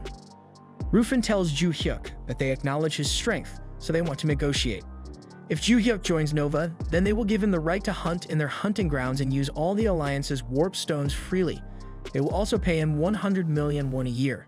Ju Hyuk replies that Rufin is just monopolizing the hunting grounds and warps as they please, and he already promised earlier that he would destroy their monopoly. If he was an ordinary player, they would never have offered such good conditions. Even now, low-ranking players are crawling beneath the Alliance just to have permission to enter a hunting ground or warp that they're controlling. Ju Hyuk's speech is also being broadcasted through the internet by Ruvendell. People comment about how stupid Ju Hyuk is for rejecting such a gracious offer, but they also hate Nova for monopolizing everything. The 3 players recognize that Ju Hyuk would never accept their offer, and they charge at Ju Hyuk. Ju Hyuk uses his slash at the approaching enemy, and Kurtel was easily sliced apart, murdering him. From up in the trees, Assassin observed that he would never be able to get to Ju Hyuk. Thus, he decides to attack his teammates instead, more specifically the girl Necromancer. Her ability means that she must be an important strategic partner for Ju Hyuk. And since she's a Necromancer, her close-range combat must be weak. Assassin leaps from his spot and falls towards Sesong in the hopes of taking her hostage. However, Yornan suddenly appears behind Assassin and murders him. The only leader left is Rufin, and he has no idea what to do. He recognizes Yorhan as the leader of Salmak, but he has no idea why their leader is here. He has never revealed himself until now, so why would he have a relationship with the Max Chaotic Ju Hyuk? Meanwhile, Yornan continues to assassinate Rufin's soldiers. Sita also appears and casts his spell Advent of Diva, summoning a huge devil which he ordered to attack Rufin. Yorhan apologizes to Ju Hyuk for suddenly attacking without permission. Ju Hyuk also receives another communication from Rufin asking for one more chance to negotiate. He confesses that he was blind not to see Ju Hyuk's power and for offering only a measly 100 million. He promises to give him the best treatment the Alliance can offer if Ju Hyuk accepts their condition. Ju Hyuk rejects his offer once more, but this time he punches Rufin to death. After the battle, Ruvendell collects all the dropped items from the defeated Nova soldiers. Meanwhile, Ju Hyuk introduces Sezong to his followers, the Sky Devil Elders. Ju Hyuk was about to count the gold Ruvendell collected when an ominous feeling suddenly washed over him. He quickly orders Ruvendell and Marian to get on Bok Bok and retreat while he faces this new threat. In the distance, something was making its appearance. The unexpected quest Boss Monster Raid has been created. The game announces that the descent of the Absolute Evil on the land has been confirmed. Thus, the Absolute Evil's energy and the Monster Field's energy have met special conditions to summon the legendary boss monsters. The 3 monsters, the big-eared elephant, water-bound hippopotamus, and 2-headed crocodile have now been formed. Up in the air, Sezong's eyes twinkle when she sees the big monsters. She shouts out to Ju Hyuk that he should give the monster's corpses to her after the fight. Meanwhile, Yorin informs Ju Hyuk that Zeta and he would not be enough to defeat the powerful creatures, and since it would be dangerous for Ju Hyuk, who's still under restraint, then they should just retreat and come back later. Ju Hyuk rejects Yoran's plans and instead tells them that he himself would fight. They can just trust and watch him. The announcement earlier mentioned that the boss monster's appearance was due to the energy of the absolute evil. Then that means that these bosses are event monsters that are adjusted so that Ju Hyuk himself can hunt them. He activates his aura, and as expected, his energy is having a synergy effect on the monsters. Ju Hyuk casts his attack, White Slash, once more and slices at the monsters. Ju Hyuk's attack creates a synergy effect once more and a special condition is met. The boss monsters tremble in fear upon getting hit by Ju Hyuk's attack. Meanwhile, the elders are mesmerized by how quickly their master is growing. Not only did he defeat the Alliance members, but he also subjugated the boss monsters. As for Ju Hyuk, he was granted multiple hidden skills for accomplishing the special condition. He obtained the skills Hidden, Overpower, and Deadly Fist. In the real world, an important meeting is being held at the Nova Alliance corporate building. Supervisor Director Blazing Hot Chi Jampong had just finished reporting all their information about the max chaotic player that invaded their hunting ground. They are ashamed to learn that the attacker was just level 50. The Nova Alliance leader Kang Moo-hwan observes that their defeat at the hands of Ju Hyuk had made their status fall. After all, even the 3 semi-alliance heads lost against him. The 3 heads apologize to their boss for getting defeated, but their boss tells them that he doesn't want their apology. They lost because the enemy's powers were beyond what they expected. However, it is regrettable that they didn't learn his enemy in advance and offered negotiation terms that fit his abilities. They recognize that the Max Chaotic is not a standard player since he was so strong despite being just level 50. He is also smart for using social media to gain attention, while the other alliances are also starting to recruit him. And yet, Moo-hwan still orders the extermination of Ju Hyuk. Ju Hyuk is still Max Chaotic, meaning that he defies society at the end of the day. Based on his track record, they also believe that Ju Hyuk might truly be absolute evil, and they will announce this in the media to drive public opinion. No matter how strong Ju Hyuk is, they would have to show him that he can never surpass the majority. In the hunting grounds, Ju Hyuk continues to destroy the 3 boss monsters. As a reward, he obtains more gold and evil points. In addition to this, he also gets 3 black stones. The stones immediately shocked Ju Hyuk, who couldn't believe that he got such a rare item. Among the existing monster stones, the black stone is the highest grade. In fact, in the 200 or so years since Olympus came into operation, the appearance of a black stone is so rare that it only happened thrice in history. Ju Hyuk was still appreciating the 3 stones when 2 guest players suddenly arrived. It was a director from the Great Alliance, Ellen, Blueheart, and the head of the Justice Alliance, Captain. Yorin immediately sneaks behind their backs and orders them to stop. Thankfully, Ju Hyuk orders him to let them go. The 2 players then approach Ju Hyuk to start their negotiations. They have arrived to scout Ju Hyuk out for their own organizations. Blueheart starts the negotiation by offering Ju Hyuk an annual salary of 300 million won, a unique tier set of items, unlimited access to Ellen-operated hunting grounds and warp maps, and the support of their whole organization. After Blueheart, Captain lays out his offer of a 500 million annual salary, as well as a rare item set. As Ju Hyuk thinks over their offers, Blueheart reminds him that it would be difficult for him to survive without the protection of an alliance. After all, he couldn't even use any trading institutions within the Korean peninsula. Ju Hyuk unleashes his aura and tells the 2 recruiters that he doesn't need their trading institutions. He has his own routes to get items and sell them. And as for their salary offers, Ju Hyuk demonstrates how he can easily destroy monsters and obtain their red stones. He then tells them that he can easily earn their offered salary by just hunting monsters. Captain panics and quickly ups their offer. He clarifies that they aren't offering 500 million won of $500 million. The sudden increase in money surprises Blueheart, but unfortunately, they cannot match that offer. Captain then informs Ju Hyuk that they will accept it if he rejects their offer, but if he wishes to negotiate, then he can always contact them. He then leaves, followed by Blueheart. Before she leaves, Id contacts her and asks her how it went. Blueheart confesses that Ju Hyuk is truly arrogant, just like Ibe said, and Ibe asks her to recover his pouch in the future if she can. Ibe couldn't fathom why Ju Hyuk seemed to be making enemies not only of Nova, but Ellen as well. However, all he wants is to recover his pouch. A few days later, Ju Hyuk is wondering what he should do with the black stones he obtained when his phone suddenly rings from an unknown number. Upon answering, Sezon's voice enthusiastically greets him. It turns out that Sia was with her, and she wants to meet Ju-hyuk in the real world. An hour later, Ju-hyuk enters a fancy cafe. Inside, his younger sister welcomes him and introduces Sejong to him. But instead of looking happy to meet them, Ju-hyuk starts scolding them. He originally had no intentions of meeting the two girls offline, but after a little consideration, he decides that he needs to warn the two kids at least once. She reminds them that every little thing they say or do can be a clue. They must make sure that the nicknames they use inside and outside the game are different, as well as their manner of speech. In fact, he also advises Sejong to never tell anyone anything related to her class. Sejong quickly apologizes, prompting Sia to hug her and scold her older brother for being so strict. However, Ju-hyuk also scolds her for giving away his numbers so freely. After giving warnings to the two girls, Ju-hyuk leaves. Sia apologizes to Sejong for her brother's behavior and assures her that her brother isn't usually like this. Sejong wanted to meet him because from the moment they met online, she felt very comfortable around him. He also saved her from getting murdered, so she was hoping to thank him. She was disappointed that Ju-hyuk didn't even comment about her appearance when Sia assured her that her brother would be smitten by her. Meanwhile, Ju-hyuk heads back into the game where Ruvendel welcomes him with a list of all the items they have acquired in the expedition. Ju-hyuk pats him on the head for his good work, and he starts going through their loot. The first thing he sees is the loot they took from Ibe, a video record stone.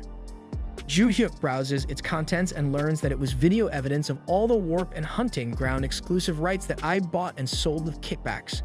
That would explain why Ibe was willing to pay 1 billion won if he returned the pouch. Ju-hyuk then summons Yorhan and orders him to head to the Great Alliance Ellen. There, he would find a team captain named Ibe, and Ju-hyuk wants Yorhan to assassinate him. When Yorhan asks why, Ju-hyuk replies that he just doesn't like him. He plans to use the new evidence he has to pressure Ellen. In the real world, Ibe is reading through the forums annoyed at how Ju-hyuk is becoming famous after his fight with the Nova Alliance. He smiles when he reads that the Nova Alliance had declared Ju-hyuk as an absolute evil. He acknowledges that Ju-hyuk might be a good player, but he's still a single max chaotic who is making the whole world his enemy. Ellen Alliance also declares their agreement with Nova's decision to brand Ju-hyuk as the absolute evil. It would be only a matter of time for the other alliances to follow suit, and no one would stand by Ju-hyuk anymore. In the end, Ju-hyuk wouldn't even be able to find new allies in foreign-based continents because all the warp portals are controlled by alliances. Meanwhile, another news is also spreading throughout the internet. The legendary Blackstone has appeared in the market. The whole world is in an uproar regarding the news of another Blackstone appearing for sale. Numerous organizations quickly scramble their data in the hopes of being the first in line to buy it. Blackstone has an inherent usefulness that cannot be compared to the existing blue and red stones. It is said that the amount of energy a Blackstone holds is almost infinite. According to the actual results from a research laboratory in the United States, Blackstones may even be able to control natural disasters if used. Therefore, the appearance of a new Blackstone after 30 years is at the forefront of everyone's mind. In the Nova headquarters, the Nova Alliance leader, Kang Moo-hwan, receives some grave news. The owner of the Blackstone had announced that he would not sell the stone to Nova. Moo-hwan is stunned by this news, but he finally understands when he learns that the seller is actually the Max Chaotic they fought the other day. The reason he gave was that he just doesn't like Nova. Meanwhile, inside the game, Sia is annoyed for her brother because ever since Nova and Ellen announced that Ju-hyuk is the absolute evil, news articles and documentaries slandering Ju-hyuk's name had filled up the internet. Even the littlest bit that would have been favorable to him is gone now. Even Sejong expresses her disbelief at the article and defends Ju-hyuk. Ju-hyuk is confused by Sejong's reaction because as far as he knows, he never showed a good side of himself to her. He even scolded her when they met offline. Nevertheless, Ju-hyuk tells the two girls it doesn't matter. He anticipated it because it was inevitably going to happen if Nova and Ellen viewed him as an enemy, and now's not even the time to think about that. He has the Blackstone, so he must focus on selling it at an expensive price through an auction. On the day of the auction, Ju-hyuk summons all the prospective buyers of the Blackstone into the abandoned Colosseum of the Centenia continent. The buyers were annoyed that Nova and Ellen didn't allow anyone to use their warp gates to go to the auction, but they believe it was because they just didn't want the Blackstone to be bought by someone from abroad. Meanwhile, Ju-hyuk applies the advice Sershin gave to him about selling the Blackstone. First, no matter how unfavorable of a demand Ju-hyuk gives, the buyers would surely follow his conditions because that's just how valuable the Blackstone is. Ju-hyuk's condition was that any buyers would have to disarm themselves and only wear a minimal amount of armor. Ju-hyuk is also using the elders as security details as well as the members of Salmak. Lastly, those who Ju-hyuk had forbidden from buying the Blackstone would have their identities revealed without fail. After the buyers have been checked and verified, Ju Hyuk shows himself and thanks them for complying with his conditions. He then informs them that he will not set a starting price and declares that the auction for the Blackstone will now commence. Almost immediately, the first bid was 600 billion gold. The absurdly high price stunned Ju Hyuk, but he had to keep his face calm. The buyers continue bidding higher and higher, 700 billion, 950 billion, and in just a few seconds, the bid is already 2 trillion gold. Ju Hyuk is starting to wonder if the Blackstone is truly worth 2 trillion gold when a hand slowly raises and bids 30 trillion gold. Everyone is stunned and stares at this new bidder. It was the mega-millionaire Randall, the ruler of the Faria continent in the Middle Eastern server. He is also the alliance leader of the group Qatar. Another buyer raises his hand and bids 31 trillion gold, beating Randall's price. Randall just smiles and bids 50 trillion gold. Unsurprisingly, no one seemed to be able to bid any higher. Ju Hyuk asks around one last time when a player suddenly stands up with a bomb. The player yells out that the absolute evil has ordered him to murder everyone there and detonates the bomb, creating a huge explosion in the audience stands.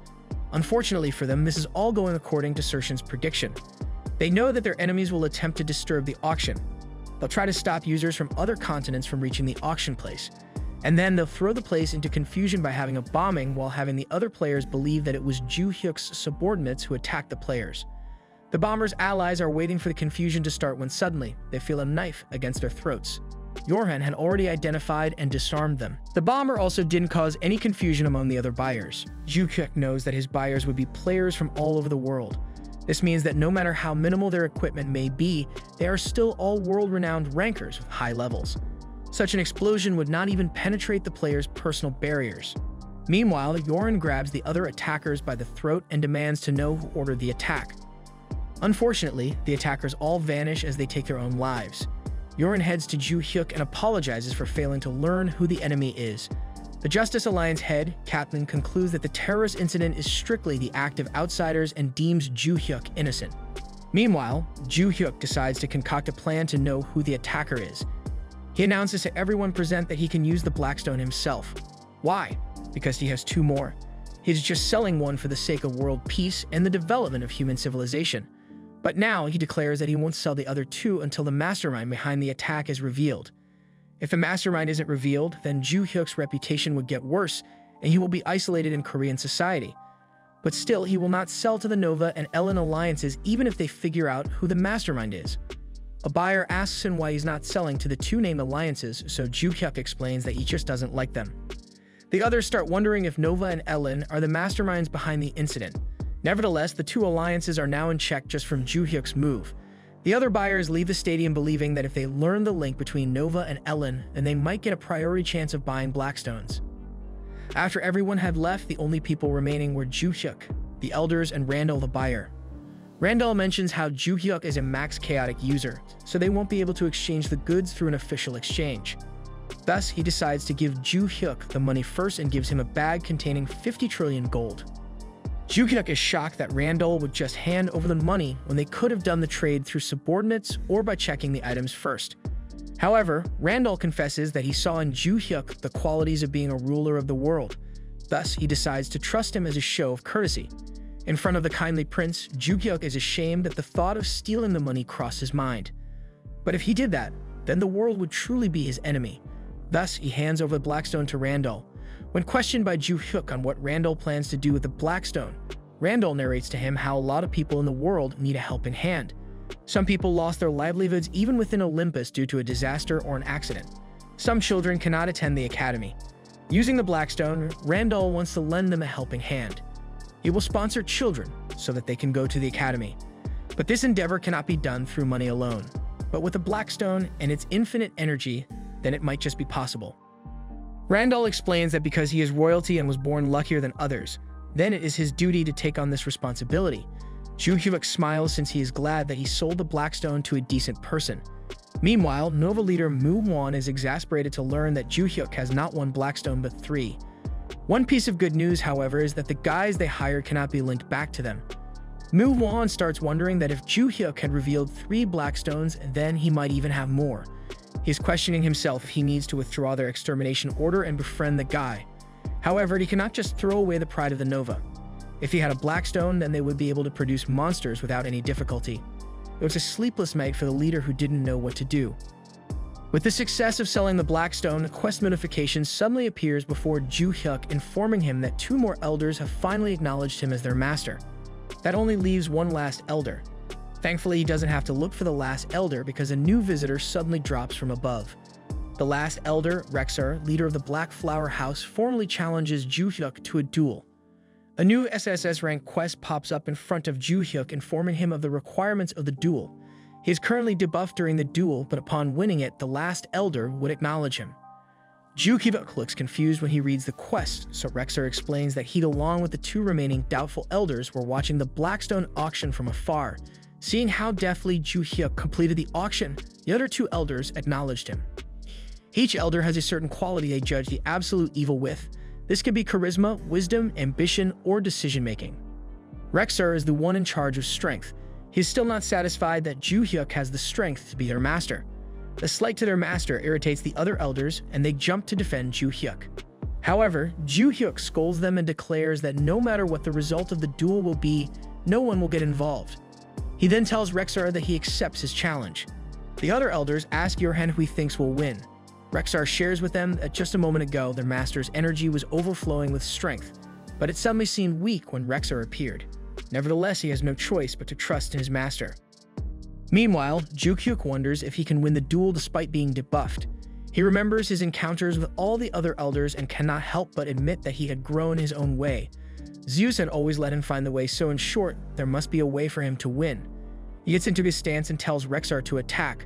Rexar suddenly disappears from where he was standing and moves all around Ju-hyuk. He is so fast that Ju-hyuk gets scratched on the cheek and his eyes can't almost follow Rexar's movement. Rexar leaps into the air and slashes downward at Ju-hyuk's head. The other helpers shriek out upon witnessing the resulting explosion, but Yorin points out that they should look again. Ju-hyuk had caught Rexar's sword using a gauntlet. Ju-hyuk then throws Rexar off his own sword and slams him into the ground. The other elders celebrate Ju-hyuk's victory.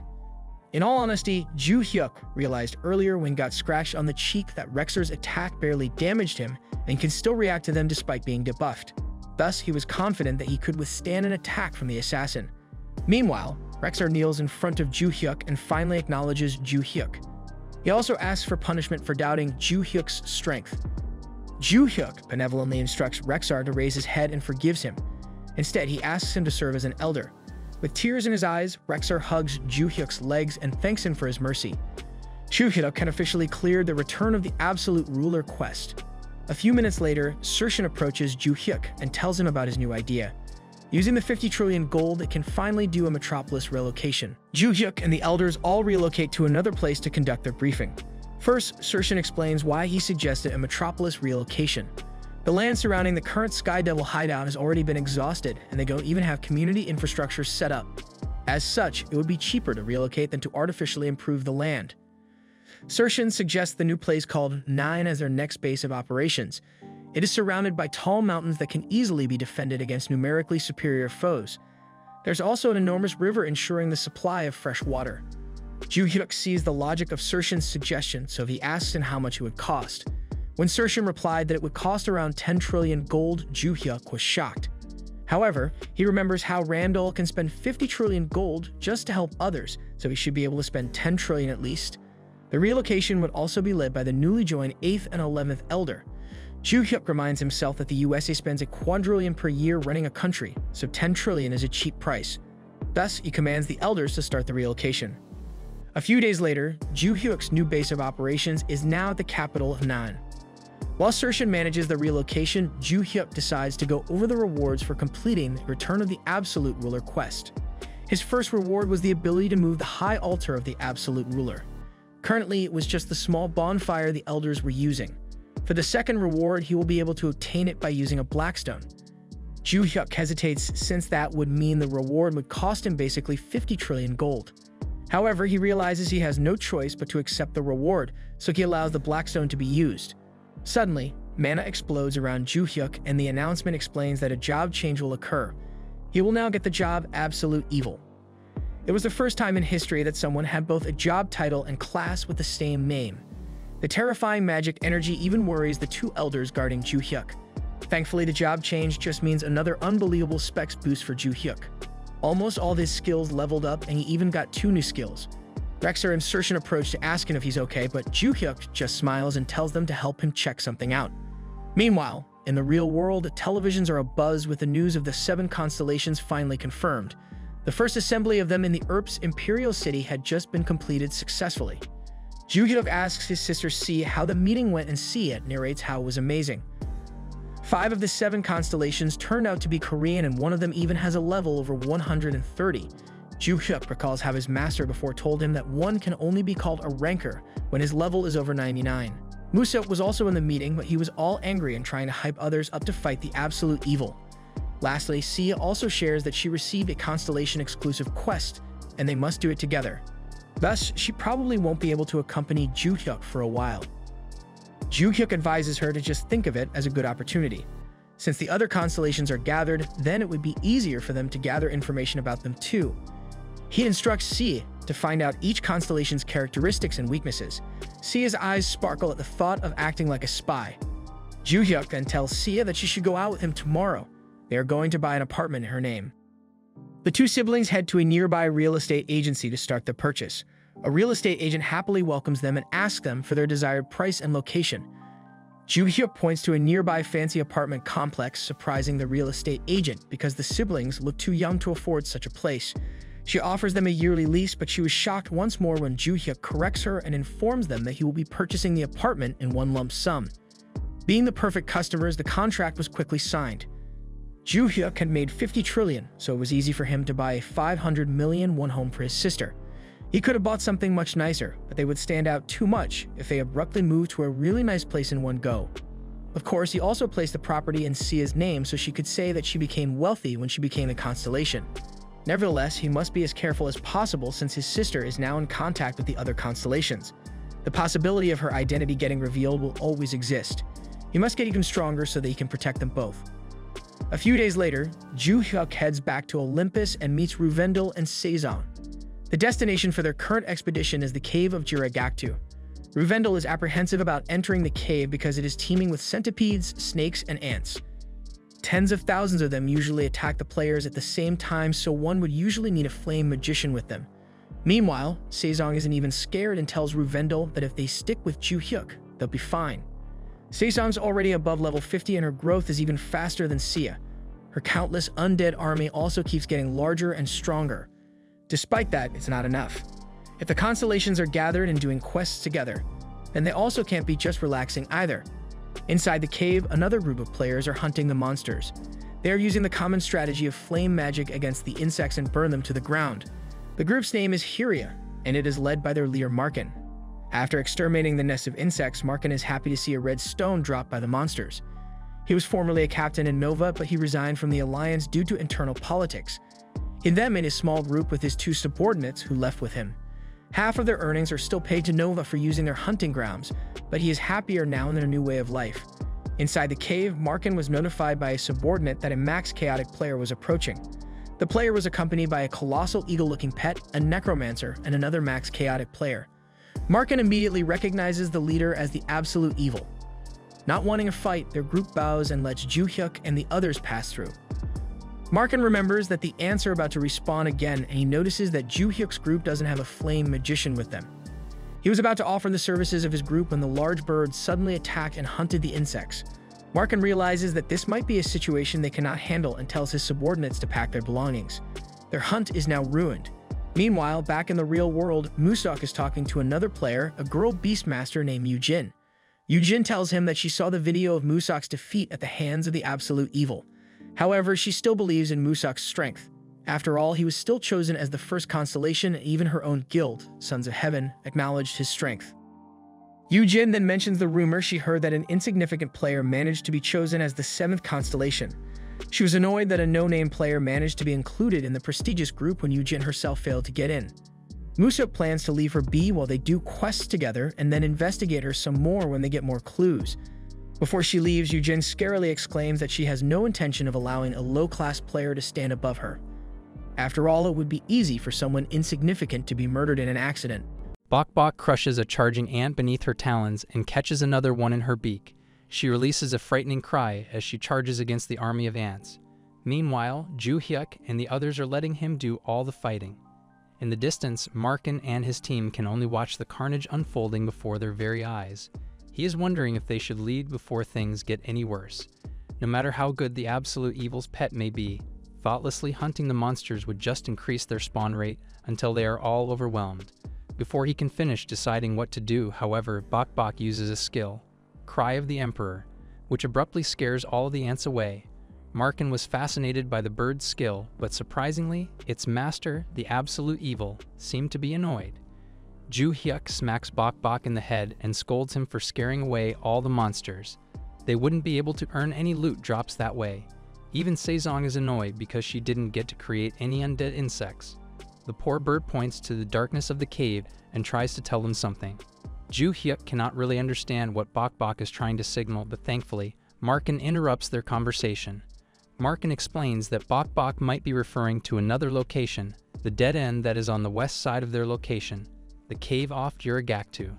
The Juragaktu dungeon is split in a total of 5 areas, and one of these areas is the dead end. Ju Hyuk realizes that Markin seems to be very familiar with the dungeon, and he quickly offers them a temporary alliance. If Markin leads them, then they could split half all the dungeon's rewards.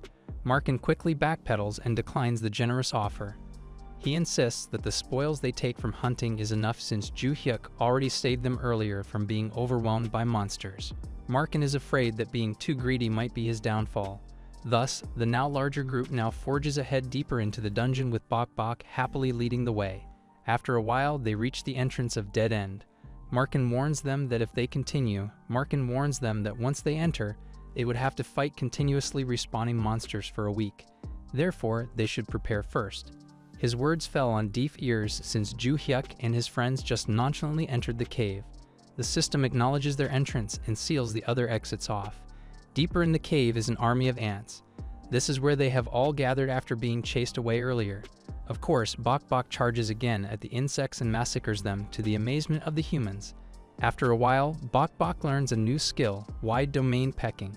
The skill activates and Bok Bok's beak attacks fill the room, destroying each and every ant or centipede in sight. The insects drop red stones all over the floor, and he cries in joy at this yummy feast. Unfortunately, before he could even eat the stones, Ruvendel had already gathered them and offered them to Ju Hyuk. Ju Hyuk praises Ruvendel's quick action while Bok Bok glares at them with fire in his eyes. Ruvendel smirks and declares that he is still the #1 pet, prompting Bok Bok to screech his arguments. Meanwhile, Markin is stunned at Ju Hyuk's haul. Markin and his friends go hunting every day in the hopes of getting 1 red stone in a month, but Ju Hyuk easily obtained a handful of them. One of his subordinates catches his attention and points out that the monsters are gathering once again. Not only that, a new passageway seems to be forming from the walls. The system then announces that a condition has been filled and a new passageway in the dungeon is discovered. They were asked if they would rather be moved to the new passageway or be rejected out of the dungeon if they decline. Markin decides that it would be best for his group to leave instead of risking any more of their lives today. As Bok Bok fights off the new army of insects, Markin voices out their departure to Ju Hyuk. He points out that he doesn't know the way in the new passageway anymore, so he cannot offer any more help. Ju Hyuk thanks them and bids them farewell. Markin's group materializes at the front entrance of the dungeon, and he starts thanking his members for their day's work. They were about to call it a day when someone abruptly approached them from behind. Markin was surprised to see this person here of all places. Back inside the dungeon, Sezong is starting to worry about Bok Bok. He seemed to be getting overwhelmed by the countless number of insects. She tries to point this out to Ju Hyuk, but Ju Hyuk replies that the bird can handle it. What concerns them, however, are the few insects approaching them. Ju Hyuk lifts Sezong into his arms and warns her to be careful. As for Ruvendel, he asks if the defensive buff he gave him is still in effect. Ruvendel salutes him and assures that the ants cannot do anything against it. Ju Hyuk asks Marianne to prepare her skill, Soul Bondage, and he activates his own skill, Space of Evil. Ruvendel can immediately feel the effects of Ju Hyuk's skill on him. He was suddenly equipped with new armor and a black aura emanated from him. Ju Hyuk smirks as he explains the powers of his skill. In summary, it actually allows the absolute evil's authority to manifest as much as possible. It may only work for a brief amount of time, but when used, several buffs are given to him and any allies in his vicinity. Based on the tests he performed with the Sky Devil Elders, it doesn't matter if you are a fighter type or an administrative type, they all get affected. Ju Hyuk was confident that this skill would prove useful in the upcoming war against the constellations. But now, all he wants to know is how good the skill's synergy is with the absolute necromancer, Sezong. Since Sezong isn't just a normal ally but also a kin, it should affect her more. Thus, Sezong's strength, agility, intelligence, and stamina stats are all increased by 20, and her summoned undead had gone up by 2 levels. The notification windows in front of her are so many that she couldn't even understand all of them. To test her newly enhanced powers out, she tries to summon one undead. She summons the water gun hippo that they previously defeated, but its appearance had changed. It now looks like a chimera, and her new powers allowed her to dictate its skills and size. The undead chimera looms over the insects, and Sezong activates its skill, Acid Volcan. The chimera opens its mouth just like a hippo, and the ants try to run for cover. Unfortunately for them, it was too late, and the laser-like acid disintegrated them. The attack not only has wide range, high rapid firing rate, and accuracy, it also has a piercing effect. Ju Hyuk is starting to get jealous since his only one-shot skill is the small white slash. Thanks to the effect of Space of Evil, the experience points earned by Sezong are also shared with Ju Hyuk. Ju Hyuk tries out another skill, Evil Encouragement. This made every demonic creature inside Space of Evil to get additional power. Sezong's skill, Soul Bondage, which allows her to control a corpse, evolved into Troop Bondage.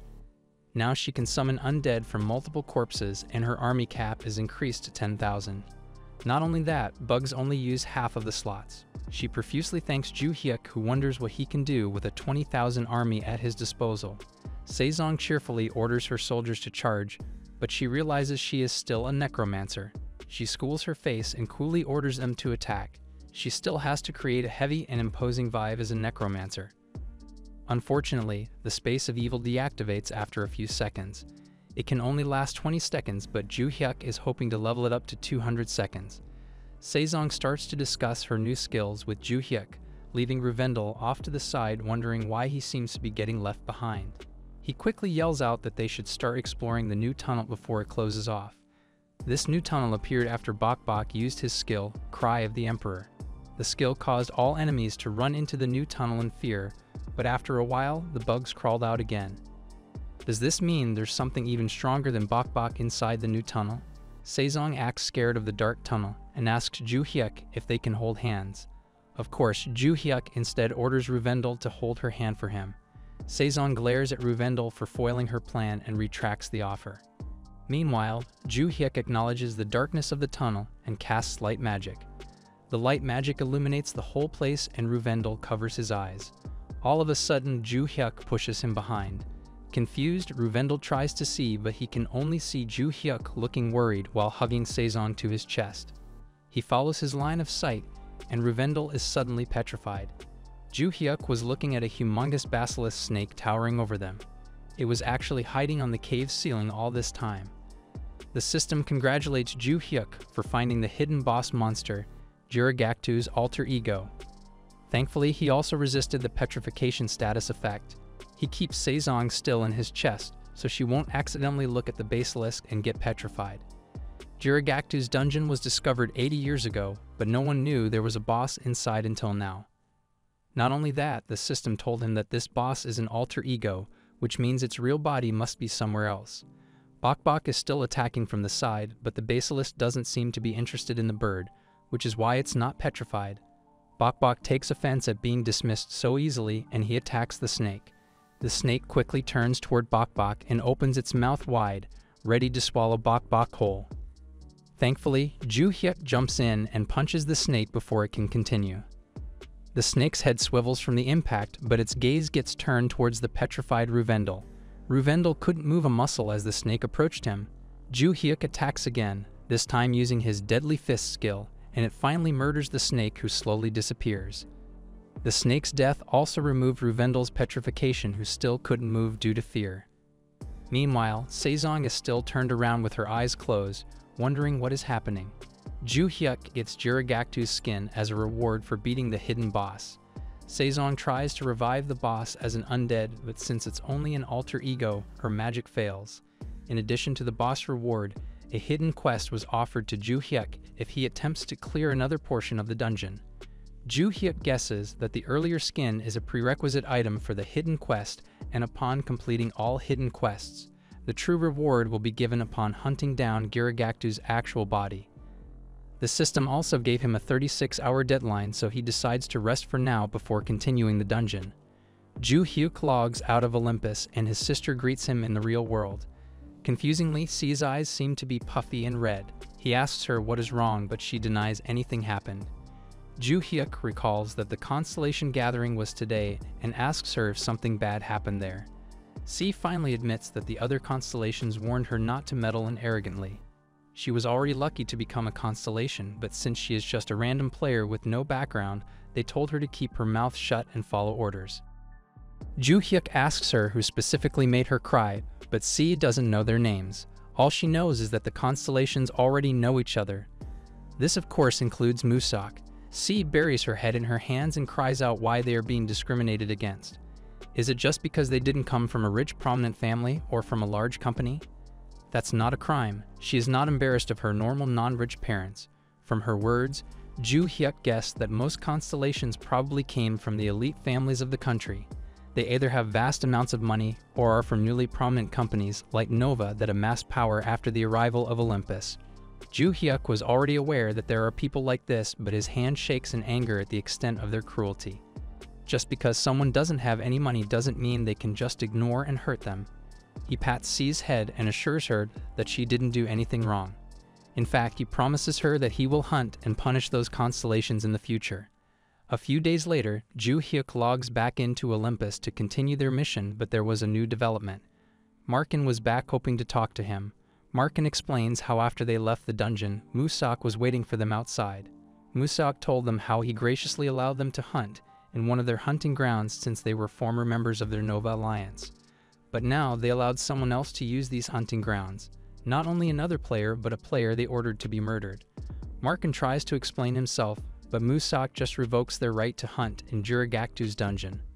In fact, Musak banishes them from their territory. Thus, Markin and his small alliance broke up and he was left all alone. He of course tried to start again, but he always failed. None of the other alliances will even share quests with him or allow him in any of their hunting grounds. Ju Hyuk's anger at the elite players continues to increase. Now they not only insult regular players but even prevent them from playing. He guesses that Markin's banishment is not really ordered by Nova, but something Musak decided on his own. This would be consistent with his attitude as a Nova of looking down on humans as just another animal. Ju Hyuk decides to just bring Markin with him to the dungeon for now. He wants to help more, but he still prioritizes his own life and missions as much as possible. Markin admits that his daughter's college tuition is actually coming up. Not only that, he used all his savings in establishing his old group and expanding his now broken up alliance. He apologizes for the trouble of asking for their help, but if he can only get one red stone with them, he would be fine. Ju Hyuk tells him that getting a red stone is no problem. What he actually wants from Markin is due to political reasons. Markin realizes that he might be used in the future clash between Nova and the Absolute Evil. But since he already decided to hang on to the Absolute Evil as a lifeline, he would just have to accept it.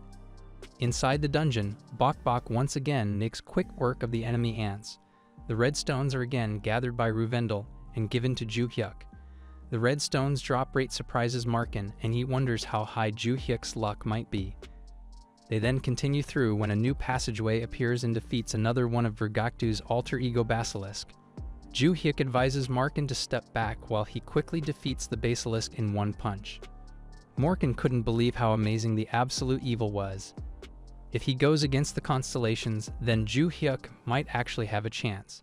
In the real world, Musak is thinking about the meeting he just had. He was summoned by his grandfather and scolded for crushing a small alliance. The public may be ignorant, but they are also easily instigated. Thus, they have to avoid any possible reasons people might feel animosity towards Nova. He was then ordered to stop any new quarrels and minimize antagonizing the Absolute Evil too. Musak left that meeting with no choice but to agree with his grandfather's wishes. However, he is now wondering if his grandfather is too old to be leading Nova. He was a lot tougher when he was younger, but now he is weaker. Musak's assistant enters his office and gives a report on their investigation. Among the commoners with less than 500 million won net worth, There was a particular young person who bought an expensive car and house without taking out a loan. This young person is a girl named Han-sia. Under the circumstances, there is a high chance that this girl is the seventh constellation. Musak reveals that this investigation is actually in the hopes of finding the absolute evil, but instead they found the seventh constellation. He guesses that the absolute evil must also be careful with his movements in the real world. Learning the seventh constellation's real identity instead isn't meaningful information for them. His assistant abruptly suggests why they don't try to recruit the seventh constellation. Since she clearly came from a common background, she would be happy to become Nova's pawn.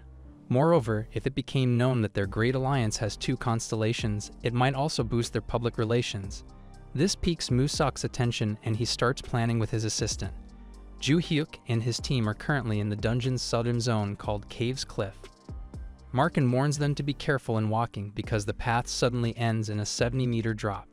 In the past, Nova tried to explore the bottom of the cliff, but they always got massacred for some unknown reason. Ever since then, any new exploration was prohibited. After all, they can still clear the dungeon without exploring the bottom, so most don't really attempt it. Ju-hyuk wonders if one of Jirigaktu's alter egos is hiding down the cliff edge. It wasn't an official boss monster, so people wouldn't be looking for it. One would just focus on hunting the insects and farming red stones. The cliff wouldn't be a problem for Ju-hyuk since he can just ride Bok up and down it. He calls Bok and thanks Markin for the info. Markin notices that Bok is the one usually fighting the insects. He wonders if this is the reason red stones appear more. For other teams, they only get one red stone a month, but Ju-hyuk's team already gathered a handful of them just today. He wonders if even Beast Master Yujin can tame such a legendary pet. Later, the group rides down the cliff on Bok's back. During the journey, Sejong asks Ju-hyuk if she can join the next battle. She already filled 2,000 of her undead slots, but she still hasn't had the chance to use them properly. They are soon swallowed by the cliff's darkness, and Ju-hyuk prepares his light magic once again. Ruvendel tries to volunteer in doing it, since Ju-hyuk always overpowers his magic, but it is too late. Ju-hyuk releases his light, blinding everyone around and illuminating the place. Unfortunately, Ruvendel lost his footing from Bok's back, and he fell into the darkness. A giant basilisk suddenly catches him in his mouth, and Ruvendel promises to log back in after 48 hours before completely dying. Since they already found Jirigaktu's alter ego, they quickly engage the boss. Sejong steps forward and starts casting her magic. Markin was nervous since they already lost one member of the group. Would it really be alright if they let the girl handle the fighting? To his horror, his whole surroundings was suddenly filled with undead ants. Furthermore, these ants look bigger and stronger than the normal ants he fought. The undead army covers the whole cliff face, and he realizes that he underestimated the girl necromancer. Meanwhile, Space of Evil's effects once again cause an ant to evolve. The once normal ant is now a cave queen ant, and its innate unique abilities were activated. The queen ant summons more soldier ants. Even Ju-hyuk is starting to get impressed by the number of undead. He advises Sejong to keep an eye on her MP and HVP, so Sejong drinks an MP potion. She then orders her undead army to attack, and they were like a wave of insects drowning the large snake. Jirigaktu's alter ego can only scream in pain as the insects make short work of it. Markin couldn't believe what he saw. He wonders if the constellation even has abilities like the ones he just witnessed. He decides to stick with the absolute evil even in the far future. Since they had just murdered another one of the alter egos and was given another 36-hour grace period, Ju-hyuk decides that they should rest first. He dismisses everyone while Sejong asks him for some more compliments. But before they can leave, Musak appears before them and offers a deal. Musak remembers his grandfather's words and decides to befriend the absolute evil. Then he can just stab him in the back later on. Unfortunately for him, Ju-hyuk is still angry at the constellations with the way they treated his sister, and he quickly punches Musak in the face. A few seconds later, Musak is confused when he shows up as a ghost nearby. The system then warns him that he had just lost against an absolute evil class user. He loses 4 levels and a constellation point. Meanwhile, Ju-hyuk smirks as he steps on Musak's body. He had just earned an absolute evil point. Musak screams in anger while Ju-hyuk just leaves the area. He is feeling refreshed after murdering one of the people who made her sister cry. He wonders if he should just do that every time he meets a constellation. Back in the real world, Ju-hyuk tells his sister what he just did. However, his sister became angry. According to her, he shouldn't have ended him in one punch, but instead torture him for a long time before murdering him. Joo Hyuk asks him how the Constellation mission is going, so C explains how she is getting looked down upon. They are making progress, but they insulted her when she told them she'd be absent once because she's moving. They are annoyed that since she's of lowly origins, they cannot afford a full moving service. Joo Hyuk asks his sister to record all of these interactions. Meanwhile, their parents are so proud that their daughter has bought and moved into her own home. They didn't reveal to them that Joo Hyuk was actually the one who bought the apartment. Her mother wipes away her tears of joy and exclaims how happy she is that her children look like they are both doing okay. In another part of the city, Musok's assistant is watching a YouTube video. It seems like the Absolute Evil had created a channel and are now posting videos of him murdering Musok. According to the video, he murdered Musok just because he's ugly. The assistant wonders how he can safely report this to his boss. 24 hours later, Joo Hyuk and his party re-enters the dungeon. They quickly head to the North Zone, the only zone remaining, and destroys Jirigaktu's alter ego there as well.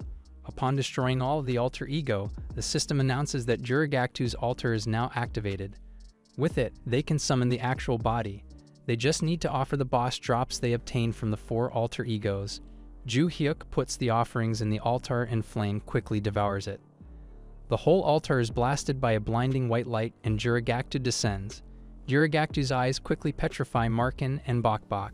Sejong asks Joo Hyuk if she should attack, which surprises him. He didn't expect her to be unaffected by the petrification spell. Nevertheless, he asks her to stand back since he will handle Jirigaktu himself. Joo Hyuk starts the battle with a true white slash, but Jirigaktu uses his eyes on the attack as well. The petrification actually slows the slash down. Joo Hyuk decides to take the combat into melee and charges at the snake. Jirigaktu sprays poison all over the arena, but Joo Hyuk just resists its effects.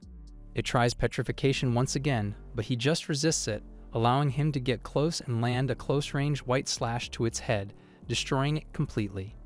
With his victory, Joo Hyuk levels up to level 57 and unlocks new skills: Inner Eye, a detection ability, and Advent of Evil Spirits, a wide-range ability. In addition to that, he also obtains Jirigaktu's various body parts as loot. Sejong also took the opportunity to use his corpse as one of her undead. They then happily leave the dungeon after getting everything they can.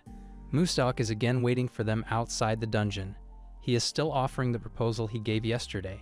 Joo Hyuk wonders why they think he would ever accept their deal. But it doesn't matter. They made Sia cry, so they are already dead to him.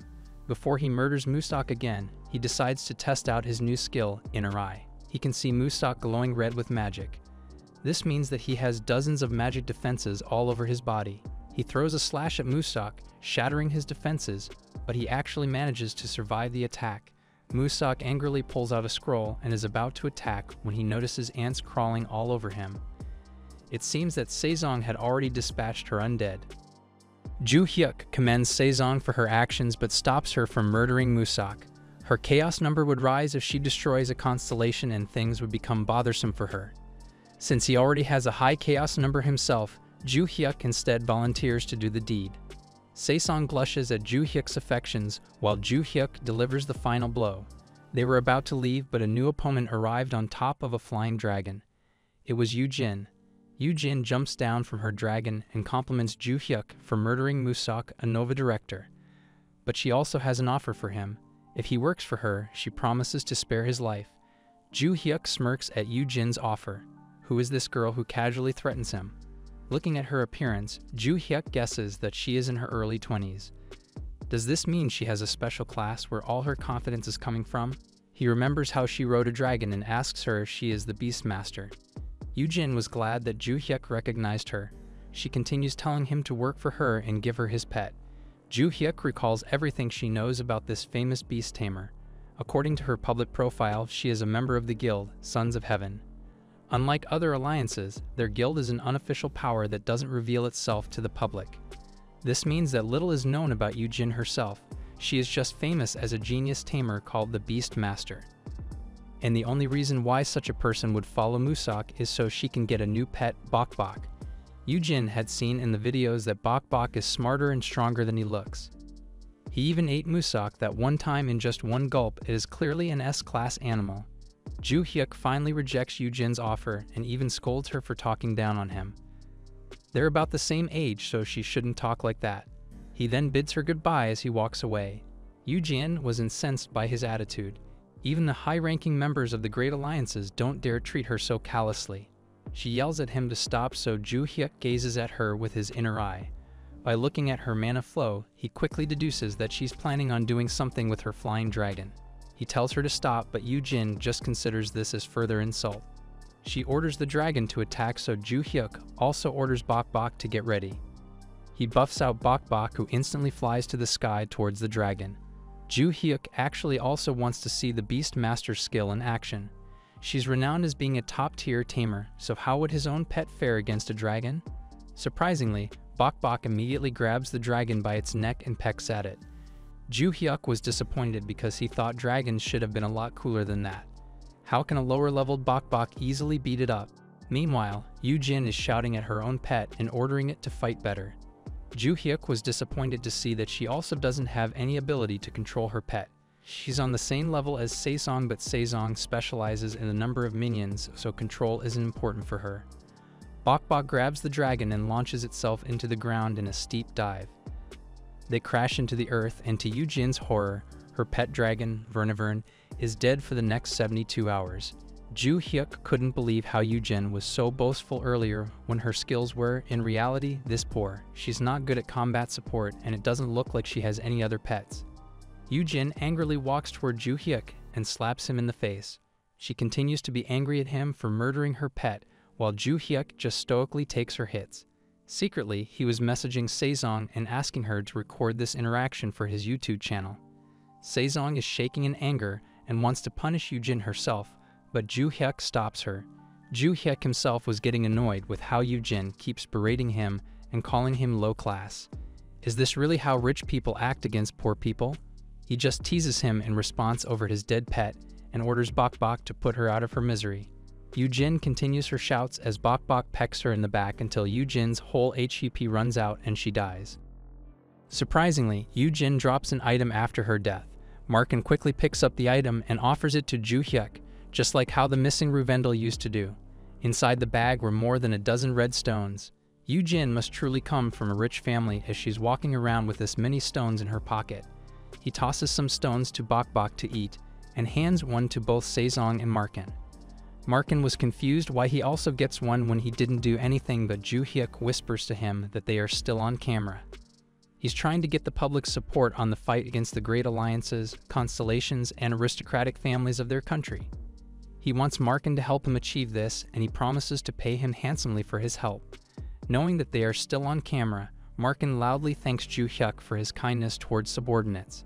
Back at their base, the administrative elder Sershin praises Ju Hyuk's effort in spreading propaganda and following his plan. It seems that Sershin's strategies is actually more effective in today's modern era. Sershin then suggests the next part of their plan, since they still have funds from the Blackstone sale and they had already relocated Sky Devil's capital. Their next project should be the creation of an advanced base for their continental expansion. This would mean they would expand from one base to two, the start of their eventual takeover of the world. Ju Hyuk gives the go-ahead for the plans, but he laments his dwindling supply of money. Back in the real world, the Great Alliance Nova's leader, Muwan, is having a drink with a mysterious person, Karma, another member of the Sons of Heaven. They lament how the younger folk are handling the situation, and even Muwan's own son, Mustak, is causing a large ruckus. Others are thinking that Mustak is a revolutionary figure, but one person isn't enough to change the whole social dynamic. The two old men decide that livestock must remain as livestock if they want to maintain order. If the livestock wants to join the master's table, then they should just pay the fitting price. The two continue their discussion as they gaze upon a hologram of Ju Hyuk and his friends. Ju Hyuk is staring at Sky Devil's capital, the city of Nan. In a few more days, all the money he had saved up would all be gone just to establish a second city. Nevertheless, he decides to go through with it and just make more money later. He then notices the time and quickly logs out. In the real world, everyone's gazes seem to follow a beautiful girl walking through the street. Saesong is just casually walking through the street, but she is increasingly getting worried over her looks. Ju Hyuk had just invited her to see his housewarming party. From Sia, she learned that Joo Hyuk likes a simple style, so she tried wearing just simple clothes. Meanwhile, her friends wonder why their usually cold and aloof friend seems so excited. They are just outside of Sia's condo complex when a guy suddenly calls out to Sejong. The handsome guy tells her that she is just his type and invites her out to a meal. Sejong is used to guys hitting on her, so she quickly reveals that she's already taken and a minor to boot. Unfortunately, this doesn't deter the guy. He gives her his business card so that she can contact him later. Sejong's friends notice from the business card that this guy is actually the Great Alliance Union's president, Master Roan. They were amazed that he already owns such a large company when he's so young. Meanwhile, Roan still continues to push his luck and flirt with Sejong. Unfortunately, Sejong quickly runs away when she spots Joo Hyuk. Roan was surprised to learn that she actually has a boyfriend, but he quickly gets disappointed when he sees Joo Hyuk. He looks so poor and mediocre compared to him. A few hours later, back in Olympus, Sejong is ranting to Joo Hyuk about her friends. Earlier in the party, her friends keep pushing her to give the rich guy a chance and leave Sejong. They point out how Sejong's so pretty that it would be wasted on a normal guy like Joo Hyuk. Instead, she should choose the good-looking guy with a Lamborghini and has his own business. They keep disparaging Joo Hyuk throughout the party, even in front of Sia. Sia, of course, was offended for his brother and tries to point out that it's bad to judge people based on whether they have a car or not. Due to this incident, Sejong tells Joo Hyuk that she's just going to cut off her toxic friends from her life. Meanwhile, Joo Hyuk doesn't really get what's going on and looks confusedly at her. Instead, he advises her that she shouldn't talk much about him because he doesn't want it to get out that they are on the same side. Ruvendell finally also joined their group after his 48-hour respawn time. He was getting annoyed that he now has to compete not with Bok Bok, but also with Markin as the Absolute Evil's #1 lackey. In the past day, their other plans also started. Markin was put in charge of external affairs since NPCs have a bad reaction to the Absolute Evil. As his first task, he bought a sizable territory where they will establish their forward base. Of course, the other great alliances already heard of this purchase and are now talking about harassing and raiding his territory. Meanwhile, foreign alliances seem passive and don't respond to his movements. It looks like Absolute Evil is treated as a problem only by those in the Korean server. It also helped that the two of the top guilds in the world, Justice and the Arabian Guild, were friendly with Joo Hyuk. His 2 extra black stones probably also played a role since people don't want to antagonize someone with such resources. Since the Nova Guild and Ellen Guild are targeting his territory, Joo Hyuk's movements are tied with defending it. Thankfully, he still has the Sky Devil Elders, the Assassins groups, and Sejong's summons in his ranks. If a territory war breaks out, they could still probably handle it. In fact, they should take the first move. Joo Hyuk orders Ruvendell to declare war on the Ellen Guild and the Nova Guild. This shocks Ruvendell, and he thinks back if an individual ever started a fight on his own against a major alliance. However, he still has absolute faith in his master, and he happily follows the order. Meanwhile, Roan is still disappointed with his failed attempts in wooing Sejong. She was really his type and his boyfriend doesn't look impressive. If he continues his advances, maybe Sejong would realize her mistake and choose him instead. His thoughts are interrupted when he gets a call from a Union subordinate. His subordinate quickly relays the news that the Absolute Evil had declared war against the Nova Guild and the Ellen Guild. He wonders if this war is going to affect the Union, but his subordinate isn't finished yet. The area designated as the war zone is the Rumen Valley. This is one of the Union's main areas. Roan quickly passed an order to all their members. They are to avoid conflict with the ultimate evil as long as possible. The news quickly spread on the internet about Absolute Evil's war with the Great Alliances Nova and Ellen taking place in Rumen Valley. Nova leader Mowan is already preparing for the war with his own guild members. He already talked to Karma and learned that the Constellations won't participate in the war. Karma just told him he trusts in the power of the Nova Guild and this war is just a minor incident for them. However, Mowan can read between the lines and he guesses that Karma just wants the Nova Guild to be defeated. Karma has a strong influence with the Constellations since they are guild members with the 4th and 5th Constellations. They would probably appear in the battlefield at the end of the war and save them to appear like saviors. But Mowan won't give up without a fight. War against the Absolute Evil is already inevitable, and the only way out is to catch him at all costs. In the real world, Sia asks his brother if he's really serious about attacking Rumen Valley. She already told him how the Constellations are sitting this war out. They aren't really sure why, but since the fourth constellation declared it, everyone agreed. Ju Hyuk asks her about who this fourth constellation is, so she explains that this person is just called, as you say, and she looks like a necromancer class. She's really strong, but C also doesn't like her. Absolute evil may be evil, but the constellations are also just social weirdos and losers. They all think that resisting injustice makes C a trash, but in her eyes, the great alliances and the constellations who look down on others are the real trash. That's why she fully supports her brother in his endeavor to rule the world. The two fist bumps and promise to help each other out. At the Rumen Valley, the Nova Guild is preparing an ambush. True to its name, the Rumen Valley is literally a valley. Players position themselves on top of the valley and shoot down on the monsters below. They even place mines throughout the field and prioritize long-distance attackers on their group. It was literally a death scenario for the monsters down below, so why is the absolute evil entering and walking so casually and nonchalantly in the road below? Ju Hyuk approaches the valley with Ruvendel right beside him. He stares at the other players looking down on them atop the cliffs. He guessed that he took them by surprise by entering from the bottom of the valley. The great guilds might have planned for him to fight in a guerrilla style, but that's not actually what he's aiming for. Ju Hyuk pulls out a megaphone stone from his pocket and starts addressing the numerous players. He warns them that they may be just employees of the guild ordered to murder him, but he will murder them back. There might also be mercenaries here forced to fight. For those people, he wants them to raise their left hands. He will not murder these people. His fight is only with the great alliances and its members. In summary, the Nova Guild is probably just using them as cannon fodder. Rufin, one of Nova's three great swords and the one leading the ambush, realized that Ju Hyuk plans to instigate the mercenaries against them. Kurtel, another one of the three great swords, shouts out to Ju Hyuk that his lame propaganda won't work. No matter what he says, he is still a max chaotic. When Kurtel was a max chaotic, it didn't matter if he was charismatic or strong, he became one because he was a murderer. This means that no matter what he says or acts like a social revolutionary, Ju Hyuk is still a murderer. The last of the great swords assassin uses his detection skills on Ju Hyuk. He sees that Ju Hyuk is walking while avoiding all the mines, which means Ju Hyuk has a detection ability of his own. In reality, Ju Hyuk is just waiting for the monsters in the valley to respawn. When they do, they can become natural shields against the landmines. Of course, Nova knows about this and they will start the battle before it happens. 3 Nova members leap across the valley and fall towards Ju Hyuk. Ju Hyuk can see these 3 carrying explosive magic scrolls, meaning that they plan to self-destruct to murder him. He orders Ruvendel to cast his defensive magic boosted by the buffs they prepared before coming here. The whole valley shakes in the ensuing explosion, but Rufin knows their enemy is not a crazy player. Ju Hyuk is a strategic player, so they need to inflict as much damage as possible.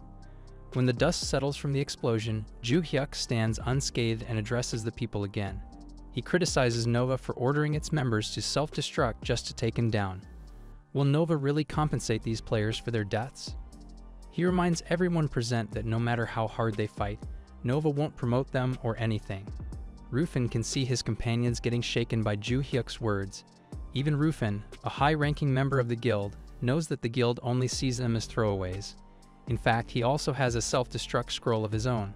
Nevertheless, Crystal screams out that this doesn't change the fact that Ju Hyuk is a murderer.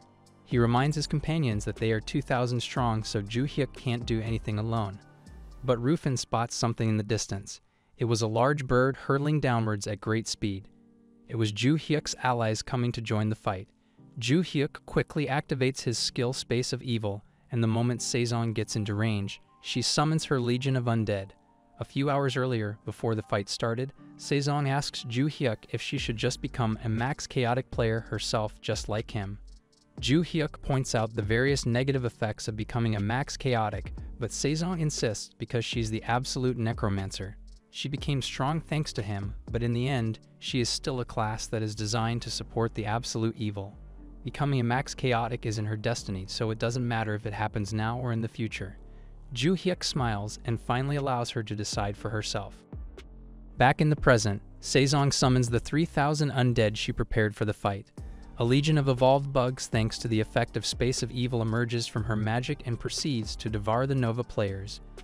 Rufin tries to rally the fire mages to incinerate the bugs, but their high level means that they built up a resistance to explosions and fire. However, they still choose to stand their ground. They just have to wait for the enemy necromancer to run out of mana. Rufin then feels a chill coming down his spine as he realizes that Ju-hyuk is now on top of the valley. In the past, Ju-hyuk would have murdered them one by one using his fists. But now he has an AoE skill he wants to try out. He activates Advent of the God and Evil, but its effect surprises him. He expected a large muscular monster like the Elder spells, but what appears to be a cluster of smoky monsters. The monsters immediately attack the Nova players and suffocate them in their smoky bodies. Rufin realizes that this absolute evil is much stronger than the ones they faced before. But all they need to do is hold on a little longer. A few seconds later, Space of Evil's effect finally ends, and Sezong's undead lose their evolution. They revert back to their original size. The Nova Guild tries to fight back, and on the chaos of the battlefield, one player wonders what he should do.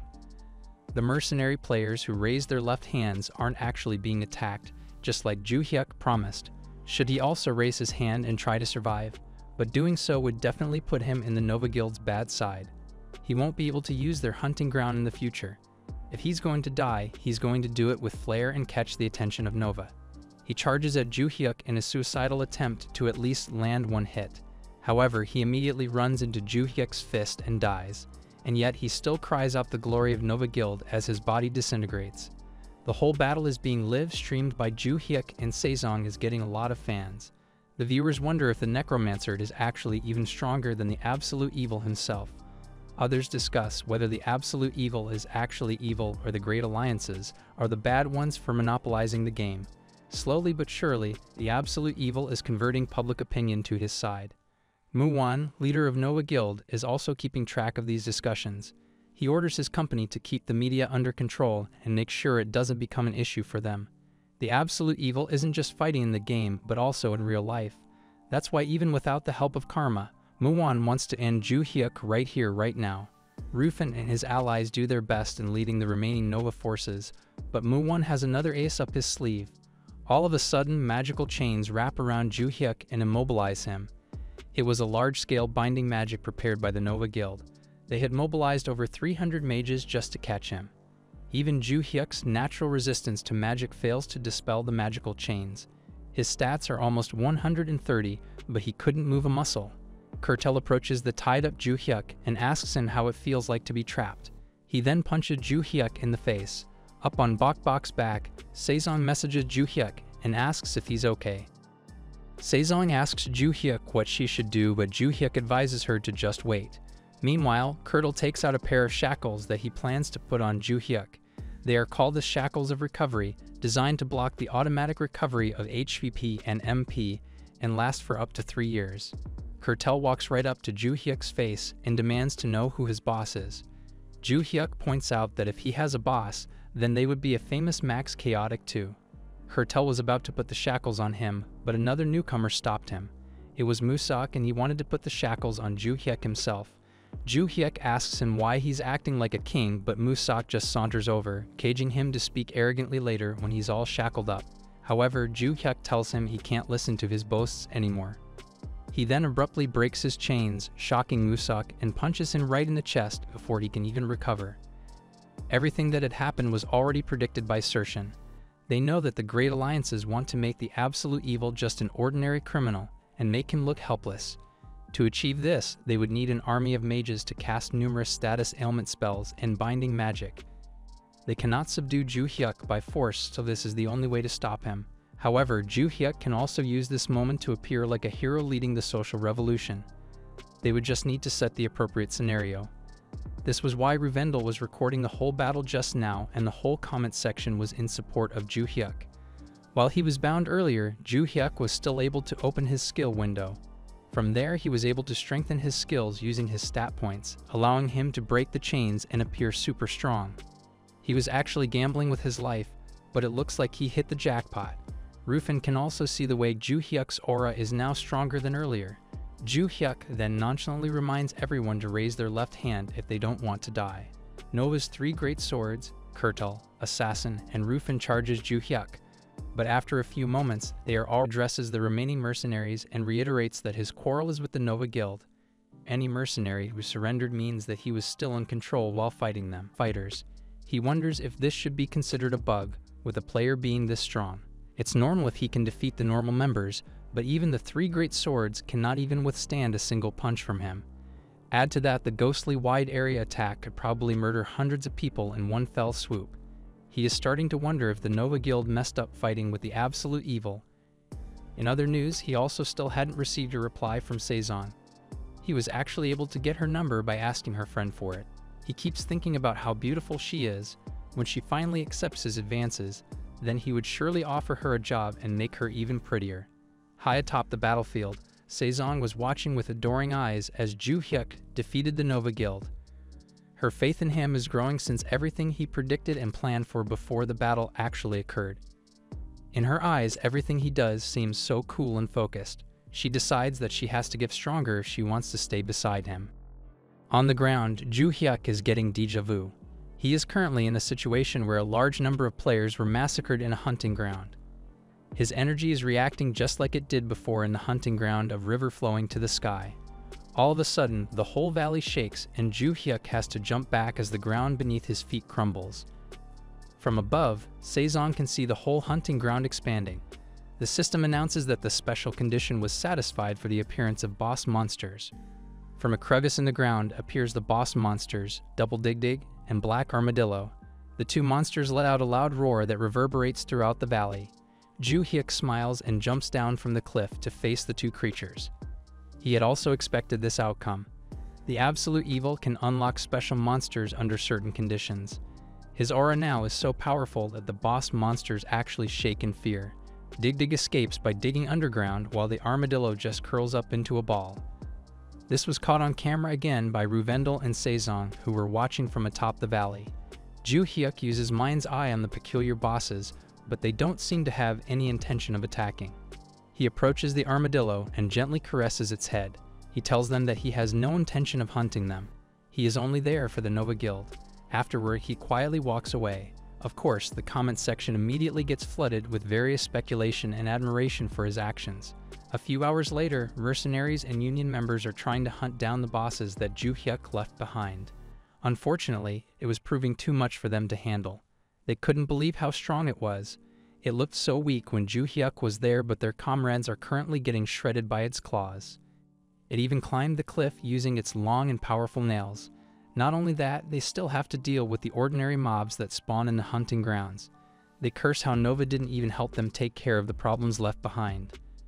They should have all betrayed Nova earlier and chose to raise their left hand. In the real world, Musak is getting annoyed at all the problems Ju Hyuk is causing. Just like what happened with the hunting ground of river flowing to the sky, Rumen Valley is now losing its profitability due to Ju Hyuk. The black monsters that appear after he leaves and the bosses he didn't even murder made the hunting grounds too dangerous for most players. Yu-Jin strolls into his office and also narrates her hatred of Ju Hyuk. She scolds Musak for being too weak despite being a constellation. Now Musak is also getting annoyed at Yu-Jin and all her complaints. If she didn't have a strong guild backing her up, he would have already answered back to her. Someday he will also punish Yu-Jin for her behavior. Inside Olympus, Ju Hyuk is continuing his hunt for Nova Guild members. He had already attacked and robbed 5 of their hunting grounds. Ju Hyuk then receives a message from a mysterious person. The message came from a person named Hyung-Suk, and he is a video editor and streamer. He tells Ju Hyuk that he is a big fan and wants to meet up with him to discuss something. Usually, the messages he receives are from fangirls, scammers, and people asking for money. Since this message is different from the usual ones he received, he decides to send a reply and talk to the guy. Hyung-Suk quickly tells him that the media is currently being invaded by the Grand Alliances. In any social media sites, only negative news about the absolute evil are being published. Currently, absolute evil is being defined as a devil and rebel by the media. As a journalist class player, Hyung-Suk doesn't like that. As such, he wants to join Ju Hyuk's team and help him with a media campaign. He will read at the absolute evil's videos and publish it in his streams.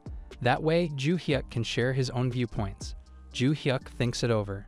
He doesn't have to do anything since Hyung-Suk will do all the work, so he decides to give it a try.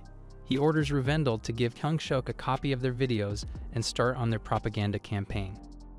A few days later, a new type of video showed up on YouTube. There, they reject the claims of the other news outlet that Ju Hyuk turned the Rumen Valley into hell. Instead, Ju Hyuk actually came back and defeated the strong boss monsters. Then, the other players were able to focus on the black monsters and learn strategies against them. These led to them being able to farm blue stones easily. The monopoly of the Grand Alliances on hunting grounds is now broken since Ruin Valley is open to everyone for free. Ju Hyuk's new propaganda campaign reaches the ears of the Grand Alliance Nova. They cannot let someone just disrupt the market like that and cause chaos in society's hierarchical order. Thus, they cannot wait any longer. Manhwa finally reciprocates and declares war against the absolute evil. Nova Guild leads their army to the absolute evil's territory, Sirmia. The internet was filled with news that the army is 20,000 soldiers strong. Of course, Ju Hyuk also goes on live and happily accepts the declaration of war. Sershin acts as their main strategist and tells Ju Hyuk their plan. Nova would probably assume they would be defensive during the war and only focus on guerrilla tactics. This would mean Nova's main strategy is to besiege them and just wait for them to get tired and die. Historically, Ju Hyuk is in a very disadvantageous position because he has fewer troops. However, it's not like Ju Hyuk hadn't prepared anything. He smirks as he wonders if he should show the world what they can do. In their apartment, C asks his brother if he is really sure of what he's doing. He only has one territory, so if he loses that, then it's all over. Lords who lose a territory can be executed by the rival lord. To assuage her fears, Ju Hyuk reveals to C that he actually has a different main base. Even the NPC's kingdom, the Olympus Empire, doesn't know the existence of the Sky Devil's first capital, Nan. If the NPCs can't even find it, then the players probably can't either. Even if their newly purchased territory collapses, it's not game over for Ju Hyuk. He is also stronger than Manhwa, and he has a trashy skill to use against the Nova army. As for the constellations, C reports that they are all still busy with their own quests. They would probably become stronger after completing it, but she still wants her brother to beat them all up. Yujin is even butting in their meetings and insulting her even though she's not even a constellations. Meanwhile, Manhwa is also in a meeting with his war council. They are in an advantageous position and they even prepared lots of fire mages and fire scrolls to combat the previously seen undead bug army. Their huge difference in numbers mean that the absolute evil has no choice but to engage in guerrilla warfare. They already blocked all supply routes in and out of the territory, so they could just starve them out. If all NPCs in a territory die, it is recognized as a territory defeat. Sirmia is a barren land, so they can't even grow their own food. The longer the war drags on, the more favorable it is for Nova. In another part of the map, at the capital of the Olympus Empire, the NPC's intelligence agency is having a meeting of its own to discuss the players' movements. It still doesn't affect them, so they decide to just watch and wait for now. Later that night, Nova's camp was attacked by assassins. This was predicted by Manhwa because he knows that the absolute evil cannot defeat them in army combat. However, what surprises him is when a subordinate arrives and reports that Ju Hyuk himself had appeared.